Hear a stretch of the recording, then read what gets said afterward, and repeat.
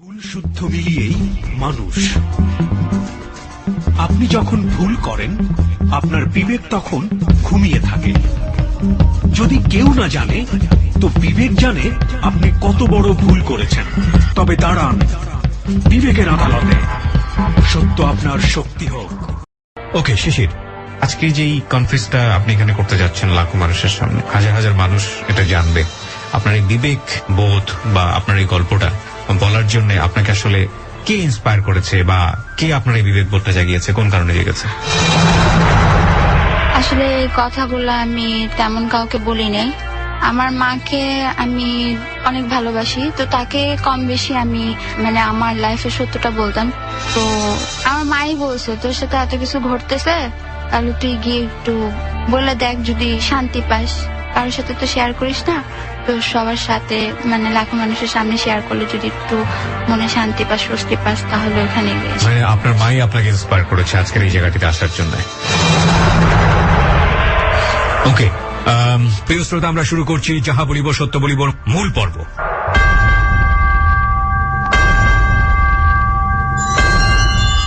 হ্যাঁ, শুরু করি আমরা একেবারে ছোটবেলা থেকে, স্টেপ বাই স্টেপ। ওকে, আমার জন্ম ঢাকায়, তো ছোটবেলায় ছিলাম হলো আমি কেবি রোডে, ওইখানে আমার জন্ম। তো ওইখান থেকে আমি যখন 1 বছর বয়সে আমাদের বাসাটা চেঞ্জ করা হয়, গ্যান্ডারা ডিএটি প্লটের কাছাকাছি নিয়ে যাওয়া হয়, তো ওইখানে আমার বেড়ে ওঠা। আমারই বয়সের আরেকটা মেয়ে আসে 4 তলা আমাদের বাড়িতে।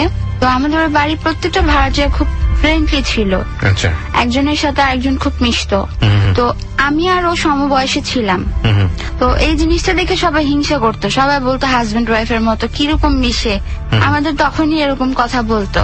তো আমরা দুজন এমন ছিলাম যে কখনো নিজেদের ছেড়ে থাকতে পারতাম না। তো অ্যানি আর আমি একসাথে চলাফেরা করতাম, ও মাদ্রাসায় পড়তো আর আমি স্কুলে। তো আমার আম্মু একটা এনজিওতে জব করতো, যুব উন্নয়ন ছিল এনজিওটার নাম। তো ওই এনজিওতে জব করাকালীন আমি খুব বাচ্চা ছিলাম, তো ওই বাচ্চাকালীন আমি আমার আম্মুর সাথে যেখানে খুশি সেখানে চলে যেতাম। ওকে, আমি একটু জাস্ট ইন্টারাপ্ট করছি, কয় ভাই বোন ছিলেন আপনারা? আমরা 3 ভাই বোন। আমার 2টা ভাই। না, আমি মেঝো। আপনি মেঝো। ওকে, 3 ভাই বোন আপনারা। এবং আপনার বাবা কি করতো এই সময়টাতে? আমার বাবা ওইখানে বাংলা বাজারের বিয়ে কার্ড যে ছিল ওইটার বিজনেস করতো। তার একটা বিজনেস ছিল। জি বলুন। তারপর ওই এনজিওতে যখন আম্মু কালেকশন করতে যেত টাকা, তখন আমি আম্মুর সাথে সাথে যেতাম। আমার যে বড় মা ছিল, আমার আম্মুর নানু, সে বলতো যে তোর তো ভেন্ডি ব্যাগ, এটা ভেন্টি ব্যাগ বলতে হ্যাঁ মেয়েদের সাইড ব্যাগ বোঝায়। তো আমি বলতাম এই বাড়ি তুমি আমার সাথে এত বাজো কেন, আমি আমার মার সাথে যাবো, তোমার সমস্যা কই? তা আম্মু বলতো ও তো বাচ্চা, বোঝে না, এরকম করো না। তো প্রায় আমার না ওই বড় মা এই কথাটা বলতো। তো আম্মুর সাথে সাথে যেতাম, এক এক আন্টির বাসায় যেতাম। তো আন্টিরা বলতো মেয়েটা খুব সুইট, যেখানে সেখানে নিয়ে যাবেন না, যেখানে সেখানে যদি নিয়ে যান আপনার মেয়ের ভাগ্য নষ্ট হয়ে যাবে। আচ্ছা। তো ওইখান থেকে একটা পর্যায়ে আমার আম্মা ওই এনজিওতে কাজ করতে করতে করতে করতে আমার আম্মা ওই এনজিওতে একটা বিগ অ্যামাউন্টের ধরা খায়। এনজিওটা টাকা নিয়ে চলে যায়, যাদের এনজিওটা করানো হয়েছিল তারা আম্মুকে এসে ধরে। তা আম্মুকে এসে ধরার পরে আম্মু সেটা আসলে কোনোভাবে কন্ট্রোল করতে পারতেছিল না। অফিস থেকে যা নিতে পারতেছিল তাই দিতেছিল, বাট কিছু কিছু রয়ে যেতেছিল, আম্মুর নিজ গাইডে থেকে দিতে হইতেছিল। তো এখানে বলে রাখা ভালো, আমার আম্মুর বিয়ে হয়েছে তার কাজিনের সাথে, তার যে হ্যাঁ তার খালতো ভাইয়ের সাথে বিয়ে হয়েছে।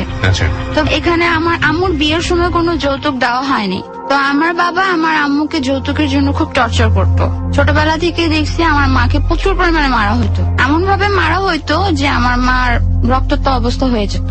তো ওই সময়টা এই ব্যাপারটা নিয়ে আমার মাকে আবার প্রচুর পরিমাণে মারা হয়, কারণ আমার আম্মা যদি ওই সময় কোনো এনজিওতে জব না করতো আমাদের ভাই বোনের পড়ালেখা স্টপ হয়ে যেত। আমার বাবা টোটালি আমাদের ভাই বোনের পড়াশোনার খরচ দিত না, সে কোন রকমের সংসারের খরচ দিত আর ঘর ভাড়া দিত। তার কথায় সে তার ছেলে মেয়েকে পড়াশোনা করাবে না।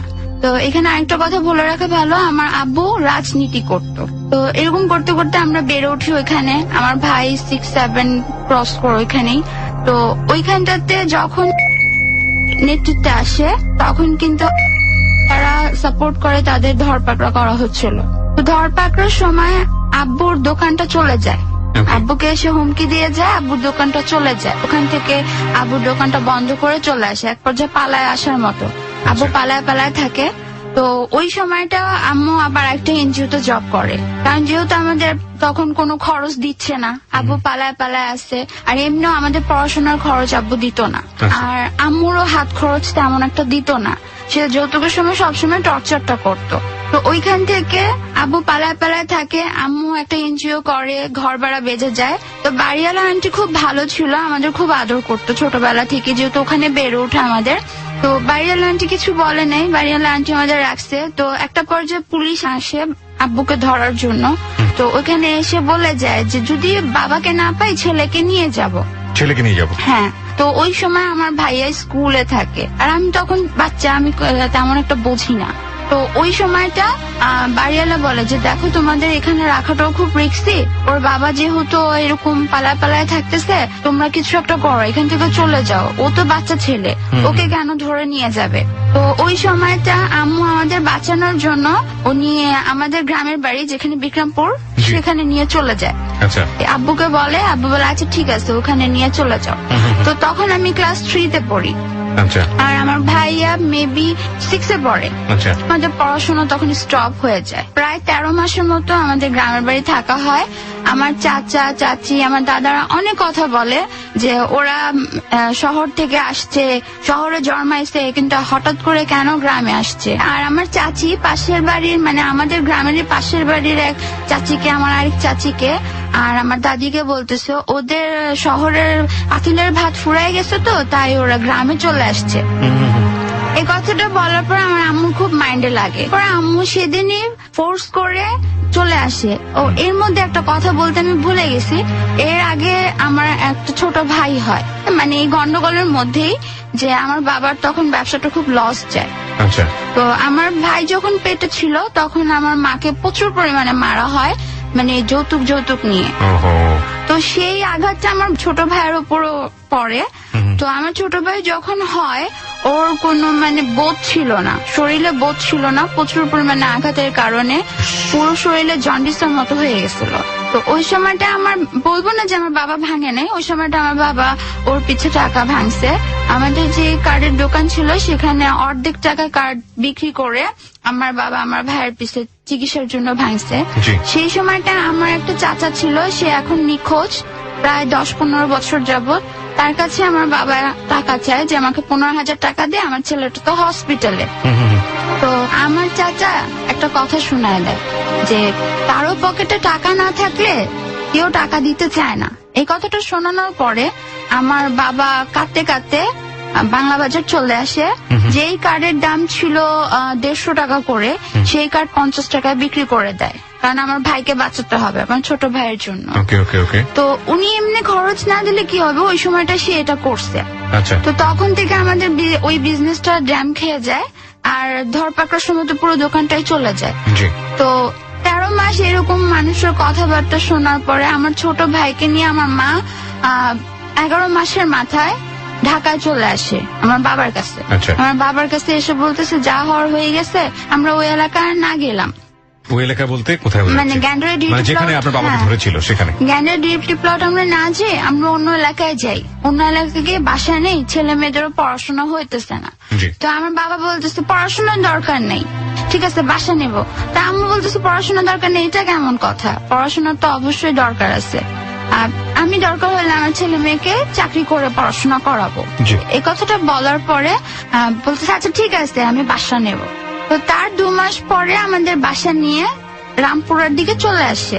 তখন কি আপনার মা জবটা করছে? তখন আমার মা কোনো জব করতেছে না।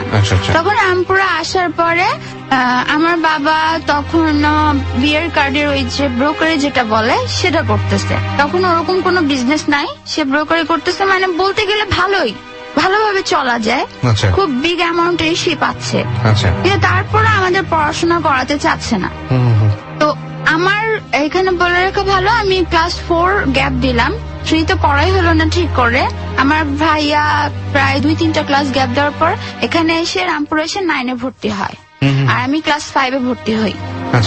তো ওই সময়টা আমার মা আবার একটা এনজিওতে জব নেয় আমাদের পড়ানোর জন্য। তো তো এখানে আমি আসার পরে আমার ভাইয়াকে ভর্তি পরীক্ষা দেওয়ানো হবে, বলতেছে যে ও পারবে না। আমি আবার ছোটবেলায় একটু দুষ্ট প্রকৃতির ছিলাম, জি। যে অনেক দুষ্ট ছিলাম, পড়াশোনা করতাম না। তো আম্মু বলছে ওকে ভর্তি পরীক্ষা দেওয়াবো না, যেভাবে হোক টাকা পয়সা দিয়ে ভর্তি করাই দিব, আর আমার ছেলে পারবে।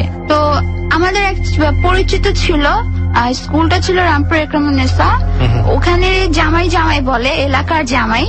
তো সে বলতেছে আপনার মেয়েকে ভর্তি পরীক্ষা দেওয়ান, কোনো সমস্যা নাই, আমরা এটা ঠিক করে দিব, যদি নাও এলাও হয় আমরা ঠিক করে দিব। ওইখানে আমরা পরীক্ষা দেই। তো হয় কি আমার ভাইয়া ভর্তি পরীক্ষা এলাও হয় না, আমি হই। আচ্ছা, কোন ক্লাসে ভর্তি হলেন? ক্লাস 5-এ। তো এরকম করে চলে যায়। ক্লাস 7-এ আমি যখন ভর্তি হই, আমার ভাইয়া তখন ক্লাস 10-এ। জি। তখন আমার ভাই এসএসসি দিবে। তখন আমার মা কোনো চাকরি করে না, খুব ঝগড়া ঝামেলা করে আমার বাবার থেকে টাকাটা নিতেছে। তো আমার ভাইয়া এসএসসি দিবে, এই সময় আমি ক্লাস 7-এ, পুরো নতুন ক্লাস। জি। তো আমার বাবা বলতেছে ওকে টিচার দিব না, ও টিচার ছাড়াই পড়বে। ও মানে হচ্ছে মানে আমাকে, আপনার কথা বলছি। আমাকে টিচার দিবে না, আমি টিচার ছাড়াই পড়বো। জি। তো ভাইয়াকে এসএসসি পরীক্ষা দেওয়াবে। তো আমি আবার করলাম কি, যে টিচার দিবে না, এটা কিরকম দেখায়। তো আমাদের বাসায় যে কাজের লোক ছিল, বুয়া, তাকে বললাম যে খালা আমাকে একটা কাজ করে দিবেন। সে বলতেছে কি কাজ মা? আমি বলতেছি খালা আপনি যদি কিছু মনে না করেন, আপনাদের বস্তিতে তো অনেক রকমের বাচ্চা ছেলে পেলে থাকে যারা পড়ে, তো আমাকে 2-3টা বাচ্চা এনে দিন, আমি ওদের পড়াবো। আচ্ছা। তো তখন খালা বলে আচ্ছা ঠিক আছে আমি এনে দেবো। মানে টার্গেটটা কি? মানে টার্গেট ছিল যে যেই টাকা পাবো সে টাকা দিয়ে আমার পড়া হয়ে যাবে। পড়া হয়ে যায় মানে আপনি টিচারের কাছে? না, আমার টিচারের কাছে পড়া হয়ে যাবে। ক্লাস 7-এ থাকার সময় হ্যাঁ, চিন্তা ভাবনা। ক্লাস 7-এ থাকার সময়। তো ওই খালা আমাকে এনে দিল, খালা আমাকে 2-3টা বাচ্চা এনে দিল। তো এখানে আমি 2-3টা বাচ্চাকে 150 করে পড়াই। তো ওরকম পড়াতে টিচারের খরচ আসে না। তো ওই সময়টা টিচার তো রাখতেই পারলাম না, বরঞ্চ পড়াইতেছি আমি আরো। তো আম্মু বলতেছে তোর তো রেজাল্ট খারাপ হবে, তুই এরকম করে যদি ইয়া করিস। তো আম্মুই আমাকে একটা টিচারের কাছে দিয়ে দিল। তো আমি বলছি তুমি কোথা থেকে দিবা টাকা? তুমি যদি টাকাটা না দিতে পারো তখন তো খারাপ দেখা যাবে। আম্মু বলতেছে এটা আমার ব্যাপার। তো সেটা দিছেও হলো আমার বার্ষিক পরীক্ষার আগে, জি। প্রায় 15 দিন আগে পাই। অনলি? হ্যাঁ। ওকে। এই 15 দিনে আমার পুরো ক্লাস 7-এর বই ছাড়াতে হবে। মাই গুডনেস, ছাড়াতে হবে মানে শেষ করতে হ্যাঁ, হবে? শেষ করতে হবে। তো ওই সময় মানে টিচার যে সেই পুরো অবাক হয়ে যেতেছে, 15 দিনে ও কি করে পারবে, ওর পক্ষে এটা সম্ভব না, আর ও তো একে তো বাচ্চা, ও এটা পারবেই না। তো এটা বলার পরে আম্মু বলতেছে আমার মেয়ে, আমি জানি ও পারবে। তো আম্মু খুব কনফিডেন্সলির সাথে বলার পরে খুব প্রেশারের সাথে আমাকে কিছু শেখানো হলো। তো ওই প্রেশার নিয়ে আমি বার্ষিক পরীক্ষাটা দিই, দেওয়ার পরে মোটামুটি একটা রেজাল্ট করি। তো ওই পরীক্ষাটার পরে আমি অসুস্থ হয়ে পড়ি, মানে আমার একটু মাইগ্রেশনের প্রবলেম হয়ে যায়, আমি 1 বছর পড়াশোনা করি না। ওহো, ব্রেকআপ হয়ে যায়? হ্যাঁ। তো আমার ভাই যে এসএসসি দেয় সে কিন্তু আবার ফেল করে। এসএসসিতে? হ্যাঁ, এসএসসিতে ফেল করে, সে ইংলিশে ফেল করে। এখানে একটা কথা বলে রাখি, ওইখানে মানে আমার ভাই আগেই বলে পরীক্ষা দেওয়ার আগে যে আমি পাশ করবো না, কারণ আমার বাবা আমার ভাইকে পরীক্ষার আগে খুব টর্চার করে। কি ধরনের, মানে কেন করে? মানে আমার ভাই যখন তার টিচারের খরচটা চায় তখন তো আমার মা কিছু করে না, খুব ঝগড়াঝাটি করে টাকাটা নেয়। তো টিচারের খরচটা চাওয়ার সময় আমার বাবা বেল্ট দিয়ে প্রচুর পরিমাণে আঘাত করে। আমি কি যদি ভুল না করে থাকি, মানে আমি যেটা বুঝতে পারছি, আপনার বাবা কি চাইতেন না যে আপনারা লেখাপড়া করেন? না, আমার বাবা কোনোদিন চাইতো না যে আমরা লেখাপড়া করি। কেন? কারণ সে যখন আমার মাকে বিয়ে করে যৌতুক পায়নি, তো আমার মাকে মারতো আর বলতো আমি যৌতুক পাইনি, আমি তোকে মানিও না, বউ হিসাবেও মানি না, কিছু হিসাবে মানি না, জাস্ট এমনি তোকে দেহরক্ষীর মতো ইউজ করি, আর তোর ছেলে মেয়েকে তো কোনোদিন আমি শিক্ষিতও করবো না, কারণ আমি যৌতুক পাইনি। সেই প্রভাবটা আমাদের উপরও ফেলে। ওকে ওকে, তারপর? ভাইয়া ফেল করে, ওই বছরে আমার দাদি মারা যায়। জি। তো আমার তো পড়াশোনা বন্ধ, ভাইয়া এদিক দিয়ে ফেল করে, আর আমার ছোট ভাইটাকে তখন প্লেতে ভর্তি করে দেওয়া হয়। তো ওই বছরটা কোন রকমে পার হয়। 2009-এর দিকে আমি ক্লাস 8-এ ভর্তি হই। ওকে। 8-এ ভর্তি হয়, আমার ভাইয়া আবার পাশ করে এসএসসি, আমার ছোট ভাই তখনও প্লেতে। তো ওইখানে ক্লাস 8-এ পড়তে পড়তে সেখানে একই ঘটনা হয়, আমাকে টিচার দেওয়া হয় না। তো আমার সেকেন্ড যে সেমিস্টারটা ছিল ওই সময় আম্মু বলতেছে তুই যদি টিচারের কাছে না যাস এইটা তো ফেল করবি, আর এইটা পার করা মানে অনেক কিছু, এইটা বৃত্তির ব্যাপার আছে, অনেক কিছু আছে, তো তুই যদি এটা পার না করতে পারিস তাহলে কি করে হবে। তো আমাকে টিচারের কাছে দেওয়া হলো, তারা আমার স্কুলের টিচার ছিল। আমি টিচারের কাছে যাই, তখন আরো দেখতে সুন্দর ছিলাম।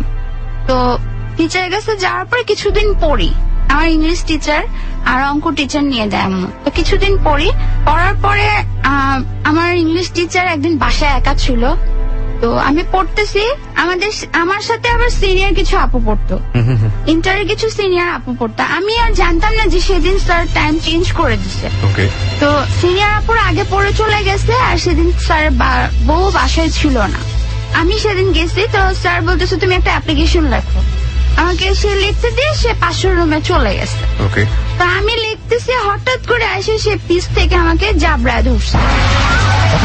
হঠাৎ করে এসে খুব জোরে আর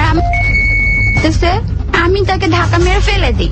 তখন আপনি কোন ক্লাসের স্টুডেন্ট? ক্লাস 8-এ পড়েন। তো আমি তখন ধাক্কা মেরে ফেলে দিই।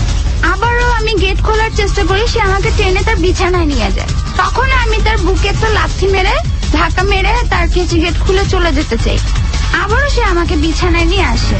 তো একটা পর্যায়ে তাদের বাসার দোতলা থেকে লোক নামতেছিল, ওটা দেখে সে ভেতরে চলে যায়, আমি বাইরে চলে আসি। আচ্ছা, সেদিন এসে আম্মুকে বলে, আম্মু আর আমি ওখানে পড়তে যাব না।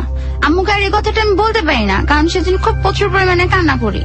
আম্মুকে এসে আমি বলতে পারি না যে স্যার এরকম করছে, আর আম্মু বিশ্বাস করবে কিনা তাও আমার ভয় লাগতেছিল। আচ্ছা, তো আম্মু বলতেছে কেন পড়বি না? তো বলতেছে না আম্মু আমি আর পড়বো না এখানে। তো আম্মু কেন পড়বি না এটা বলতে পারে যে তোর তো বাবার কোনো টাকা পয়সা দেয় না, আমি কষ্ট করে এত টাকা পয়সা গুলা দিতেছি, পড়াশোনা করবি না, যা খুশি তা কর, কান্না করতে করতে বলতেছে। তো ওই আম্মুর কান্না দেখে আবার আমি সেই স্যারের বাসায় পড়তে গেলাম। স্যারের বাসায় যাওয়ার পরে সেদিন স্যারের বউ ছিল, সেদিনও বড় আপুদের আগে পড়ায় ফেলছে। তো এমন ছিল, ওনার বিশাল বড় একটা টেবিল ছিল, উনি এক প্রান্তে বসতো, আমি আরেক প্রান্তে বসতাম। মনে হবে তখন আমার খুব ভয় লাগতো ওই ব্যাপারটার পরে। সেদিন স্যারের বউ ছিল, স্যারের বউ ঘুমাইতেছিল আর স্যার আমাকে পড়াইতেছিল। তো স্যারকে আমি যখন বললাম যে স্যার আজকে কি পড়বো, আপনি কি মানে গ্রামার ট্রামার কিছু পড়াবেন? সে বলতেছে আচ্ছা আমরা একটু পরে পড়ি, তুমি আমার কাছে আসো। এরকম করতে করতে সে আমার কাছে চলে আসে। তো উনি আমাকে বলতেছে সেদিনের কথাটা কি তুমি এখনো মনে রাখছো? আমি বলছি না স্যার আমি কিছু মনে রাখি নাই, আপনি কি পড়াবেন আমাকে সেটা বলেন। মানে আমি ওনার কাছ থেকে দূরে সরতে চাইতেছি। তো উনি বলছে পড়াশোনা তো পরে, আগে তুমি বলো সেদিনের কথাটা মনে আছে কিনা। তো এরকম করতে করতে সে আবারও আমাকে করলো, একই কাজ করলো। একই কাজ করার পর আমি তাকে ধাক্কা মেরে ফেলে দিই। তো একটা চেয়ার পড়ে যায়। চেয়ার পড়ে যাওয়ার কারণে ওনার ওয়াইফ ঘুম থেকে জেগে যায়। ওনার ওয়াইফ উঠে দেখে যে আমার সাথে সে খুব ধস্তাধস্তি করতেছে। তো এই জিনিসটা দেখার পরে তখন সে টান মেরে মানে ইচ্ছা তারে মারে, হ্যাঁ আমার সামনেই স্যারকে মারতেছে। বলতেছি স্টুডেন্ট তো মেয়ের সমান হয়, স্টুডেন্টের সাথে তুই এমন করতেছিস কেন? স্যারকে খুব তুই কামারি করে কথা বলতেছে। তো আমাকে ওই স্যারের বউ যে ম্যাম ছিল সে বলতেছে যে দেখো তোমাকে একটা কথা বলি, তুমি এখানে আর পড়তে এসো না, তোমার সেফটির জন্য বলতেছি, কখন না কি হয়ে যায়। তো ওইখান থেকে বাসায় চলে যাই। পরে আম্মু বলতেছে কি ব্যাপার তুই কান্না করতেছিস কেন? তো কাঁদতে কাঁদতে আমি আম্মুকে বলি যে আম্মু এই ঘটনা ঘটছে। সেকেন্ড টাইম বলেন আপনি? সেকেন্ড টাইম ঘটার পরে?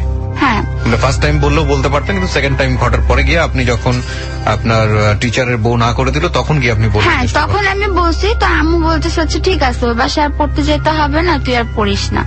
তো আমি একটা টাইম ওই টিচারকেও ছাড়লাম আর অঙ্ক টিচারকেও ছেড়ে দিলাম। আর অঙ্ক টিচারের চাউনিটাও ঠিক একই রকম ছিল। তো উনিও ঠিক ওই একই কাজটা করে। একই কাজটা করার পর আমি সেখানেও পড়তে যাই না। আসলে সে একই কাজ করলে ভুল হবে যে উনি ওখানে মানে অন্যরকম বাজে বাজে বিশ্রী কথা বলে। তো ওই বিশ্রী কথার কারণে আমি ওটাও ছেড়ে দিলাম আম্মুকে বলে। আম্মু বলতেছে এখন তুই ক্লাস 8-এ পড়াশোনা করবি কিভাবে? তো ফ্রেন্ডদের কাছ থেকে নোট টোটা নিয়ে আমি ক্লাস 8-এ বার্ষিক পরীক্ষাটা দেই। তো তখনও আমি টিউশনি করাই, 2টা বাচ্চা পড়াই 300 টাকায়। ওকে। তো এরকম করে আমি বার্ষিক পরীক্ষাটা দিই, আমার 8-এর রেজাল্ট খুবই ভালো হয়। আর আমি যে স্কুলে পড়াশোনা করতাম সেই স্কুলের টিচার আমাকে বলছিল বৃত্তি দিতে, কিন্তু আমি সিক থাকার কারণে আমি বৃত্তি দিতে পারিনি। তো এইটা খুব ভালো একটা রেজাল্ট করলাম। আমার রেজাল্ট দেখে আমার স্কুল থেকে আমাকে সায়েন্স দিতে চাইলো। তো ওই স্কুলটা আমি ছেড়ে দিই। আর আমি ক্লাস 7 পর্যন্ত ছিলাম শুধু গার্লস স্কুলে। আম্মু আবার আমাকে একটা গার্লস স্কুলে দিয়ে আসলো। তো সেটা ছিল খিলগা গার্লস স্কুল, ওইখানে দিয়ে আসলো। আমার সায়েন্স না নিয়ে আমি ওখানে কমার্স নেই। কমার্স, ওকে। কমার্স ক্লাস 9 এ? হ্যাঁ, ক্লাস 9 এ। তো এর মধ্যে আমার বাবার টর্চারটা আরো বেশি বেড়ে যায়। কি ধরনের? বেশি বেড়ে যায় বলতে আমার আম্মুকে টর্চার করতেছে, টাকা পয়সা দেবে না। তো এর মধ্যে একদিন আমার বাবা আমাকে বলতেছে চল তোকে একটা জায়গায় নিয়ে যাবো। তো বাবা বলতেছে একটা জায়গায় তোকে নিয়ে যাব, তুই যাবি আমার সাথে? তো আমি আম্মুকে গিয়ে বলতেছি, আব্বু বলতেছে একটা জায়গায় নিয়ে যাবে। আমি কখনো আমার বাবার সাথে কোথাও ঘুরতে যাইনি। মানে বাবা কিভাবে অ্যাপ্রোচ করলো যে একটা জায়গায় তোমাকে নিয়ে যাবে? হ্যাঁ, কারণ তুমি ছোট জিজ্ঞেস- থেকে মানে- কখনো আমি ঘুরতে যাইনি, তো খুব ইন্টারেস্ট ফিল করলাম। কারণ বাবা যেহেতু তেমন ভাবে কখনো সময় দেয়নি, তো এই জন্য ইন্টারেস্ট ফিল করছি। এবং ওই সময়টা থেকে আপনি জিজ্ঞেসও করলেন না যে না, আমি জিজ্ঞেসও করিনি, কারণ আমি কেন খুশি ছিলাম, আমার বাবা আমাকে বলছে ঘুরতে নিয়ে যাবে। আর বাবার সাথে তেমন ভাবে আমার টাইমও কাটেনি, তো এই জন্য ভাবলাম যে বাবা বোধহয় চেঞ্জ হয়ে গেছে, যাক সবাইকে নিয়ে যাবে। আর আমি ভাবছিলাম সবাইকে নিয়ে যাব। তো এটা ভেবে আমি ভাবছি যে আচ্ছা ঠিক আছে, আম্মুকে গিয়ে বলি। তো আমি আম্মুকে হাসতে হাসতে গিয়ে বলতেছি, মা বাবা একটা জায়গায় ঘুরতে নিয়ে যাবে আমাদের সবাইকে। তো আব্বু আমাকে কিছুক্ষণ পরে ডেকা বলতেছে সবাইকে নেব না, শুধু তোকে নেব। তো এই কথাটা বলার পরে আমি বলতেছি আমি তো একা যাবো না, আমি সবাইকে নিয়ে যাব। আমি জন্মের পর থেকে তো কখনো দেখিনি তোমাকে কোথাও নিয়ে যেতে, তো সবাইকে নিয়ে যাব, আমাকে একা কেন নিয়ে যাব? তো বাবা জেদ করতেছে না, আমি শুধু তোকে একাই নিয়ে যাব, আমি অন্য কাউকে নিয়ে যাব না। তো আমার মা হয়তো বা ব্যাপারটা বুঝতে পারে, এই জন্য মা বলতেছে যে না ওরে নিয়ে যাওয়া যাবে না, ওর সামনে পরীক্ষা আছে। তা আমি মারে বলতেছি তুমি কিসের পরীক্ষা আছে, আমার কোনো পরীক্ষা নাই। মা বারবার ঝাড়ি মারতেছে, সে আমাকে যেতে দিবে না।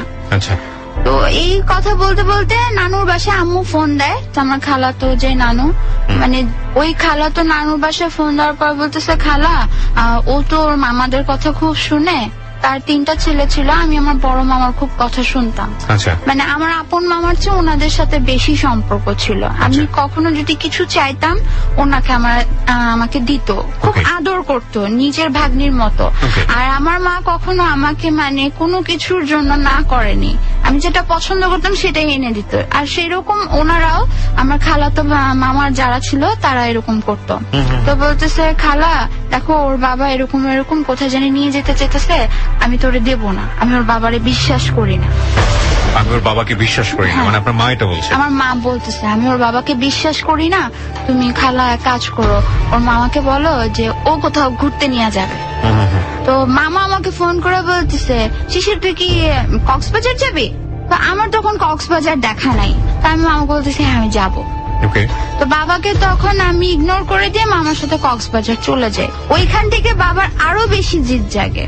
জিদ জাগার পর আমি কক্সবাজার থেকে আসার পরে দেখি আমার মার হাতে ব্যান্ডেজ প্রচুর পরিমাণে মারা হয়, কেন আমি গেলাম এটা দেখার পর তো আমি এক পর্যায়ে আব্বুর সাথে খুব রাগারাগি করি, তুমি কেন মারছো? আব্বু বলতেছে মারবই, তুই আমার কথা কেন শুনলি না, আর তুই আমার কথা যদি না শুনিস তোকে আমি রাস্তায় লাইন লেগে দিব, এমন লাইন লাগাবো যাতে 10-12টা ছেলে এসে তোর একসাথে। এই ধরনের কথা আপনার বাবা আপনাকে বললো? হ্যাঁ, আমার বাবা আমাকে বললো। কোন ক্লাসে থাকা অবস্থায়? তখন আমি ক্লাস 9-এ। তো আমি বললাম তুমি কিছুই করতে পারবা না, ছোটবেলা থেকে তো আমি তোমাকে দেখে আসছি। আমি বাবার সাথে তেমন কোনো তর্ক করলাম না, ছোটবেলা থেকে আমি তোমাকে দেখে আসছি, তুমি এরকম কিছুই করতে পারবা না, বাবারা কখনো মেয়েদের এরকম করতে পারে না। আমি মানে ওই বিশ্বাসটা থেকে বললাম এই কথাটা। বলার পরে আম্মু বলতেছে যে মা তুই সাবধানে থাকিস। আমার মা তো আমার বাবাকে চেনে।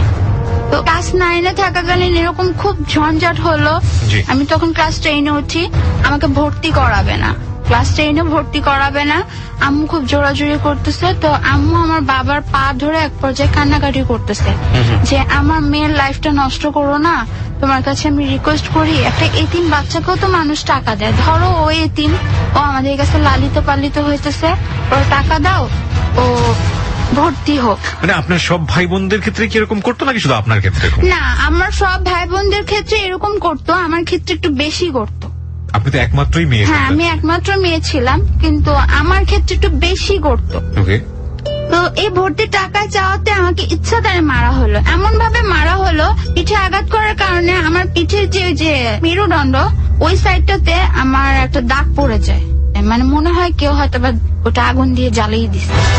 পার্মানেন্টলি এটা কি হ্যাঁ। পার্মানেন্ট দাগ হয়ে যায়? হ্যাঁ, পার্মানেন্ট একটা দাগ হয়ে যায়, মানে ক্ষতর এটা মতো। আমি কেন জিজ্ঞেস করলাম প্রিয় শ্রোতা, আপনারা নিশ্চয়ই জানবেন যে এই সব চিহ্ন শরীরে থাকলে পরবর্তীতে একেবারে ব্যক্তিগত জীবন পর্যায়ে বিভিন্ন রকমের প্রশ্নের তৈরি হয়, যে কারণে এই প্রশ্নটা ওকে জিজ্ঞেস করা।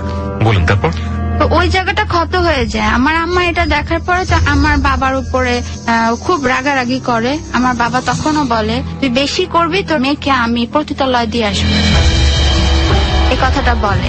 তো সেই মুহূর্তে আমি ঠিক বুঝলাম না, এই ধরনের কথা আপনার মা কেন বলবে? আমাকে ভর্তি করানোর জন্য, ক্লাস 10-এ ভর্তি করানোর জন্য। তখনও ভর্তি করানো হয় নাই। ওকে, মানে মনে করো ও আসলে কেউ না, অনাথ বাচ্চা, সে হ্যাঁ, কারণে তোমার আমার কেউ না, ধরো অনাথ বাচ্চা, তুমি অনাথ বাচ্চাকে হেল্প মানে করতেছো। সামহাও আপনার বাবাকে ম্যানেজ করার হ্যাঁ, জন্য এই ধরনের তো কথা। তারপরও আমার বাবা টাকাটা দিল না। তো আমার যে মামার কথা বলছে যে আমাকে কক্সবাজার ঘুরায় নিয়ে আসছে, তো আম্মু তার কাছ থেকে বলে 10,000 টাকার মতো আনলো, আমাকে ভর্তি করলো আর আমার ছোট ভাইকে স্কুলে ভর্তি করলো। ওকে, তো আমি ক্লাস 10-এ ভর্তি হলাম। ওখানেও একই অবস্থা, আমাকে কোনো টিচার দেওয়া হইলো না। তো আমার স্কুলের টিচার গুলো খুব ভালো ছিল। আচ্ছা। আমার 9-এর রেজাল্টটা খুব ভালো হওয়ার কারণে ওনারা আমাকে এমনি পড়াইতো। ওনারা সবসময় মনে করতো যে আমি তাদের জন্য একটা গোল্ডেন A+ এনে দেবো। ওকে, তো ওইখানে আমার একটা ফ্রেন্ড থাকে, ওর নাম হলো শিখা। ও আর আমি খুব ক্লোজ ছিলাম, সবসময় আমার সাথে আসতো যেত। তো সেই পর্যায়ে ওকে আমি দেখতাম কি, ও অনেক বড় ঘরের মেয়ে ছিল, ওদের ঢাকায় নিজের বাড়ি ছিল, রামপুরাতে ওদের ঢাকায় বাড়ি। তো ওকে আমি দেখতাম কি ও ফোনে কথা বলতো। ওই মুহূর্তে আমার ফোন ছিল না, ও ফোনে কথা বলতো, এক এক ছেলের সাথে কথা বলতো আর টাকা নিত। আচ্ছা, টাকা নিত, খাইতো, আমার কত ফুর্তি করতো, এরকম করতো। আপনার ক্লাসমেট ছিল? আমার ক্লাসমেট ছিল। ওকে, তো একটা পর্যায়ে এই সময়টা আবার আমার বাবার সাথে লাগে। বাবা আমাকে বিয়ে দিয়ে দিবে ওই সময়টা। কোন ক্লাসে পড়েন আপনি? ক্লাস 10? ক্লাস 10-এ Class 10 বাবা আমাকে বিয়ে দিয়ে দিবে। আচ্ছা, তো এই রাগে আম্মুর সাথে আবার লাগে, আম্মুকে আবারও মারে। মারার পরে সেদিন পরের দিন সকালে গিয়ে আমি শিখাকে বলতেছি, আচ্ছা তুই ছেলেদের সাথে কি করিস রে? শিখা বলতেছে, কেন? ওদের সাথে আমি মজা করি, ফান করি, সেক্সি ভাষায় কথা বলে ওদের কাছ থেকে টাকা নিই, আর ওদের আমার প্রেমের জালে ফাঁসে। এটা আপনার ফ্রেন্ড? হ্যাঁ, আমার ফ্রেন্ড আমাকে বললো। ওকে, তো ওই সময়টা আমার হাতে কোনো সেট ছিল না। আমার যে মামা কক্সবাজার নিয়ে গেছিল, সে আমাকে একটা সেট দিল, যে কন্টিনিউ তোদের পাওয়া যায় না তেমন ভাবে, তাহলে এই সেটটা তুই ইউজ করিস। ওকে, না আপন মামা? আমার খালতো মামা। ওকে, তো ওই মামার সেট আমি ইউজ করতেছি। তখন আমার কারোর সাথে তেমন কিছু হয়নি। আমার আরেকটা ফ্রেন্ড আছে, ওর নাম হলো তানিয়া। ওর কাজিন স্কুলে প্রতিনিয়ত আসতো। ওই কাজিন তখন ইন্টার 2nd ইয়ারে পড়ে, খুব বড় ঘরের ছেলে ছিল। তো প্রতিনিয়ত আসতো। তখন আমার গায়ের রং আরো ফর্সা ছিল, আরো দেখতে সুন্দর ছিলাম। তো তখন দেখার পর আমি স্কুলের গেটের সামনে দাঁড়া চটপটি খেতেছিলাম। তো আর দুষ্টুমি করতেছিলাম আমার ওই ফ্রেন্ড শিখার সাথে। তো ও আমাকে দেখার পর ও আমাকে পছন্দ করে। আচ্ছা, পছন্দ করার পর তানিয়াকে বলতেছে যে, তানিয়া তোর ফ্রেন্ডটাকে তো আমার খুব ভালো। তানিয়ার যেন কি হয় ছেলেটা? কাজিন হয়। আপন কাজিন? হ্যাঁ। সে আপনাদের স্কুলে এসছে এমনিতেই? স্কুলে এসছে। ওকে, নাম কি ছিল ছেলেটা? ছেলেটার নাম আমার সঠিক মনে নেই। ওকে, হ্যাঁ বলুন তারপর। তো একদিন আইসা আমার সাথে কথা বলতেছে, তো আমি খুব ফানি ভাবে কথা বলতেছি। আর এখানে একটা কথা বলে রাখা ভালো, আমি ছেলেদের তেমন একটা পাতা দিতাম না ওই সময়টা। এর আগে আমাকে অনেকে প্রপোজ করছে, আমার এলাকার যে ছেলেগুলো ছিল, আমি পাতা দেইনি কখনো সেভাবে। তো ওরাও ঠিক একই কাজটা করছে, যে হাসতেছে আর বলতেছে এরকম কতই তো পছন্দ করে মানুষ। তো কি হয়েছে, পছন্দ করে নাম দোস্ত, এটা কোনো কিছু না। আমি জাস্ট ফান করে বলতেছি, ওরকম ভাবে না। তো তারপরের দিন আবারও বাসায় ঝামেলা হয়। একটা পর্যায়ে আমাকে খুব মারা হয়, যে কারচুপির যে ফ্রেম আছে, সেই ফ্রেমের ইয়াগুলো অনেক বড় বড় হয়, একদম বাঁশের মতো করে থাকে ওগুলা। তো ওইটা দিয়ে আমাকে মারা হয়। কে মারে? আমার বাবা আমাকে মারে। আমার বাবা আপনার গায়ে ক্লাস 10-এর একটা মেয়ের গায়ে হাত তুলল? হ্যাঁ, সে আমাকে মারে। আমি কেন বিয়ে করবো না, বিয়ে দেওয়ার জন্য? হ্যাঁ, সে আমাকে মারে, সে আমাকে পড়াশোনা করাবে না, বিয়ে দিয়ে দিবে। আচ্ছা, আর যদি বিয়ে না করি তাহলে আমার প্রতি মাসে তাকে 10,000 টাকা করে দিতে হবে। বিয়ে যদি না করেন তাহলে আপনার প্রতি মাসে তাকে 10,000 করে দিতে হবে? 10,000 করে দিতে হবে। কিভাবে দিবেন? আমি যদি বিয়ে না করি 10,000 করে দিব, আমার দেহ বিক্রি করে। এটা কে বলেছে আপনাকে? আমার বাবা বলছে যে তুই তোর দেহ বিক্রি করে আমাকে 10,000 টাকা দিবি। এরকম বাবাও পৃথিবীতে আছে? This is really unthinkable. তারপর এই কথা বলার পর সেদিন খুব মারলো। তো আমি উঠতে পারতেছিলাম না। তারপরের দিন আমার স্কুলে এক্সাম। তো তো আমি সেদিন গেলাম এক্সাম দিতে, সেদিনও দেখি ছেলেটা এসে দাঁড়ায় রয়েছে। ছেলেটা আমার কাছে প্রাইম মোবাইল নাম্বার চেত, আচ্ছা আমি দিতাম না, আমি দিইও নেই কখনো। তো আমার ফোন নাম্বার জোগানোর চেষ্টা করেনি, ও সবসময় স্কুলের সামনে আসতো। তো একটা সময় বলছে তুমি আমাকে লাভ করো, আমি ওকে বলতেছি, ও বলছে হ্যাঁ আমি তোমাকে অনেক লাভ করি, আমি তোমাকে এত পরিমাণে লাভ করি তুমি যদি বিশ্বাস না করো তুমি দেখতে পারো চেক আচ্ছা। করে। আমি বলছি, আচ্ছা। ছেলেটা কোন ক্লাসে পড়তো? ছেলেটা তখন ইন্টারের সেকেন্ড ইয়ার Second ছিল, year পড়ে। মানে ওর ফাইনাল পরীক্ষা কাছাকাছি ছুঁই এরকম। আচ্ছা আচ্ছা। তো ও বলতেছে তোমাকে আমি এত পরিমাণে লাভ করি তুমি চাইলে ট্রাই করে দেখতে পারো। তো আমি বলতেছি আচ্ছা কাজ করো, তুমি ওই যে গাড়িটা যেতেছে ওই গাড়ির নিচে পড়ে যাও। এটা আপনি বলেছেন? আমি ওকে বলছি, আমি ও তো সিরিয়াসলি ভাবে বলিনি হুম। যে ভাবছি এরকমটা করবে না। ও সিরিয়াসলি কি করলো, একটা প্রাইভেট কার আসতেছিল, ওই কারের সামনে গিয়ে ঠাসটা দিল। তো ওর পায়ের উপর দিয়ে ওই গাড়িটা যায়।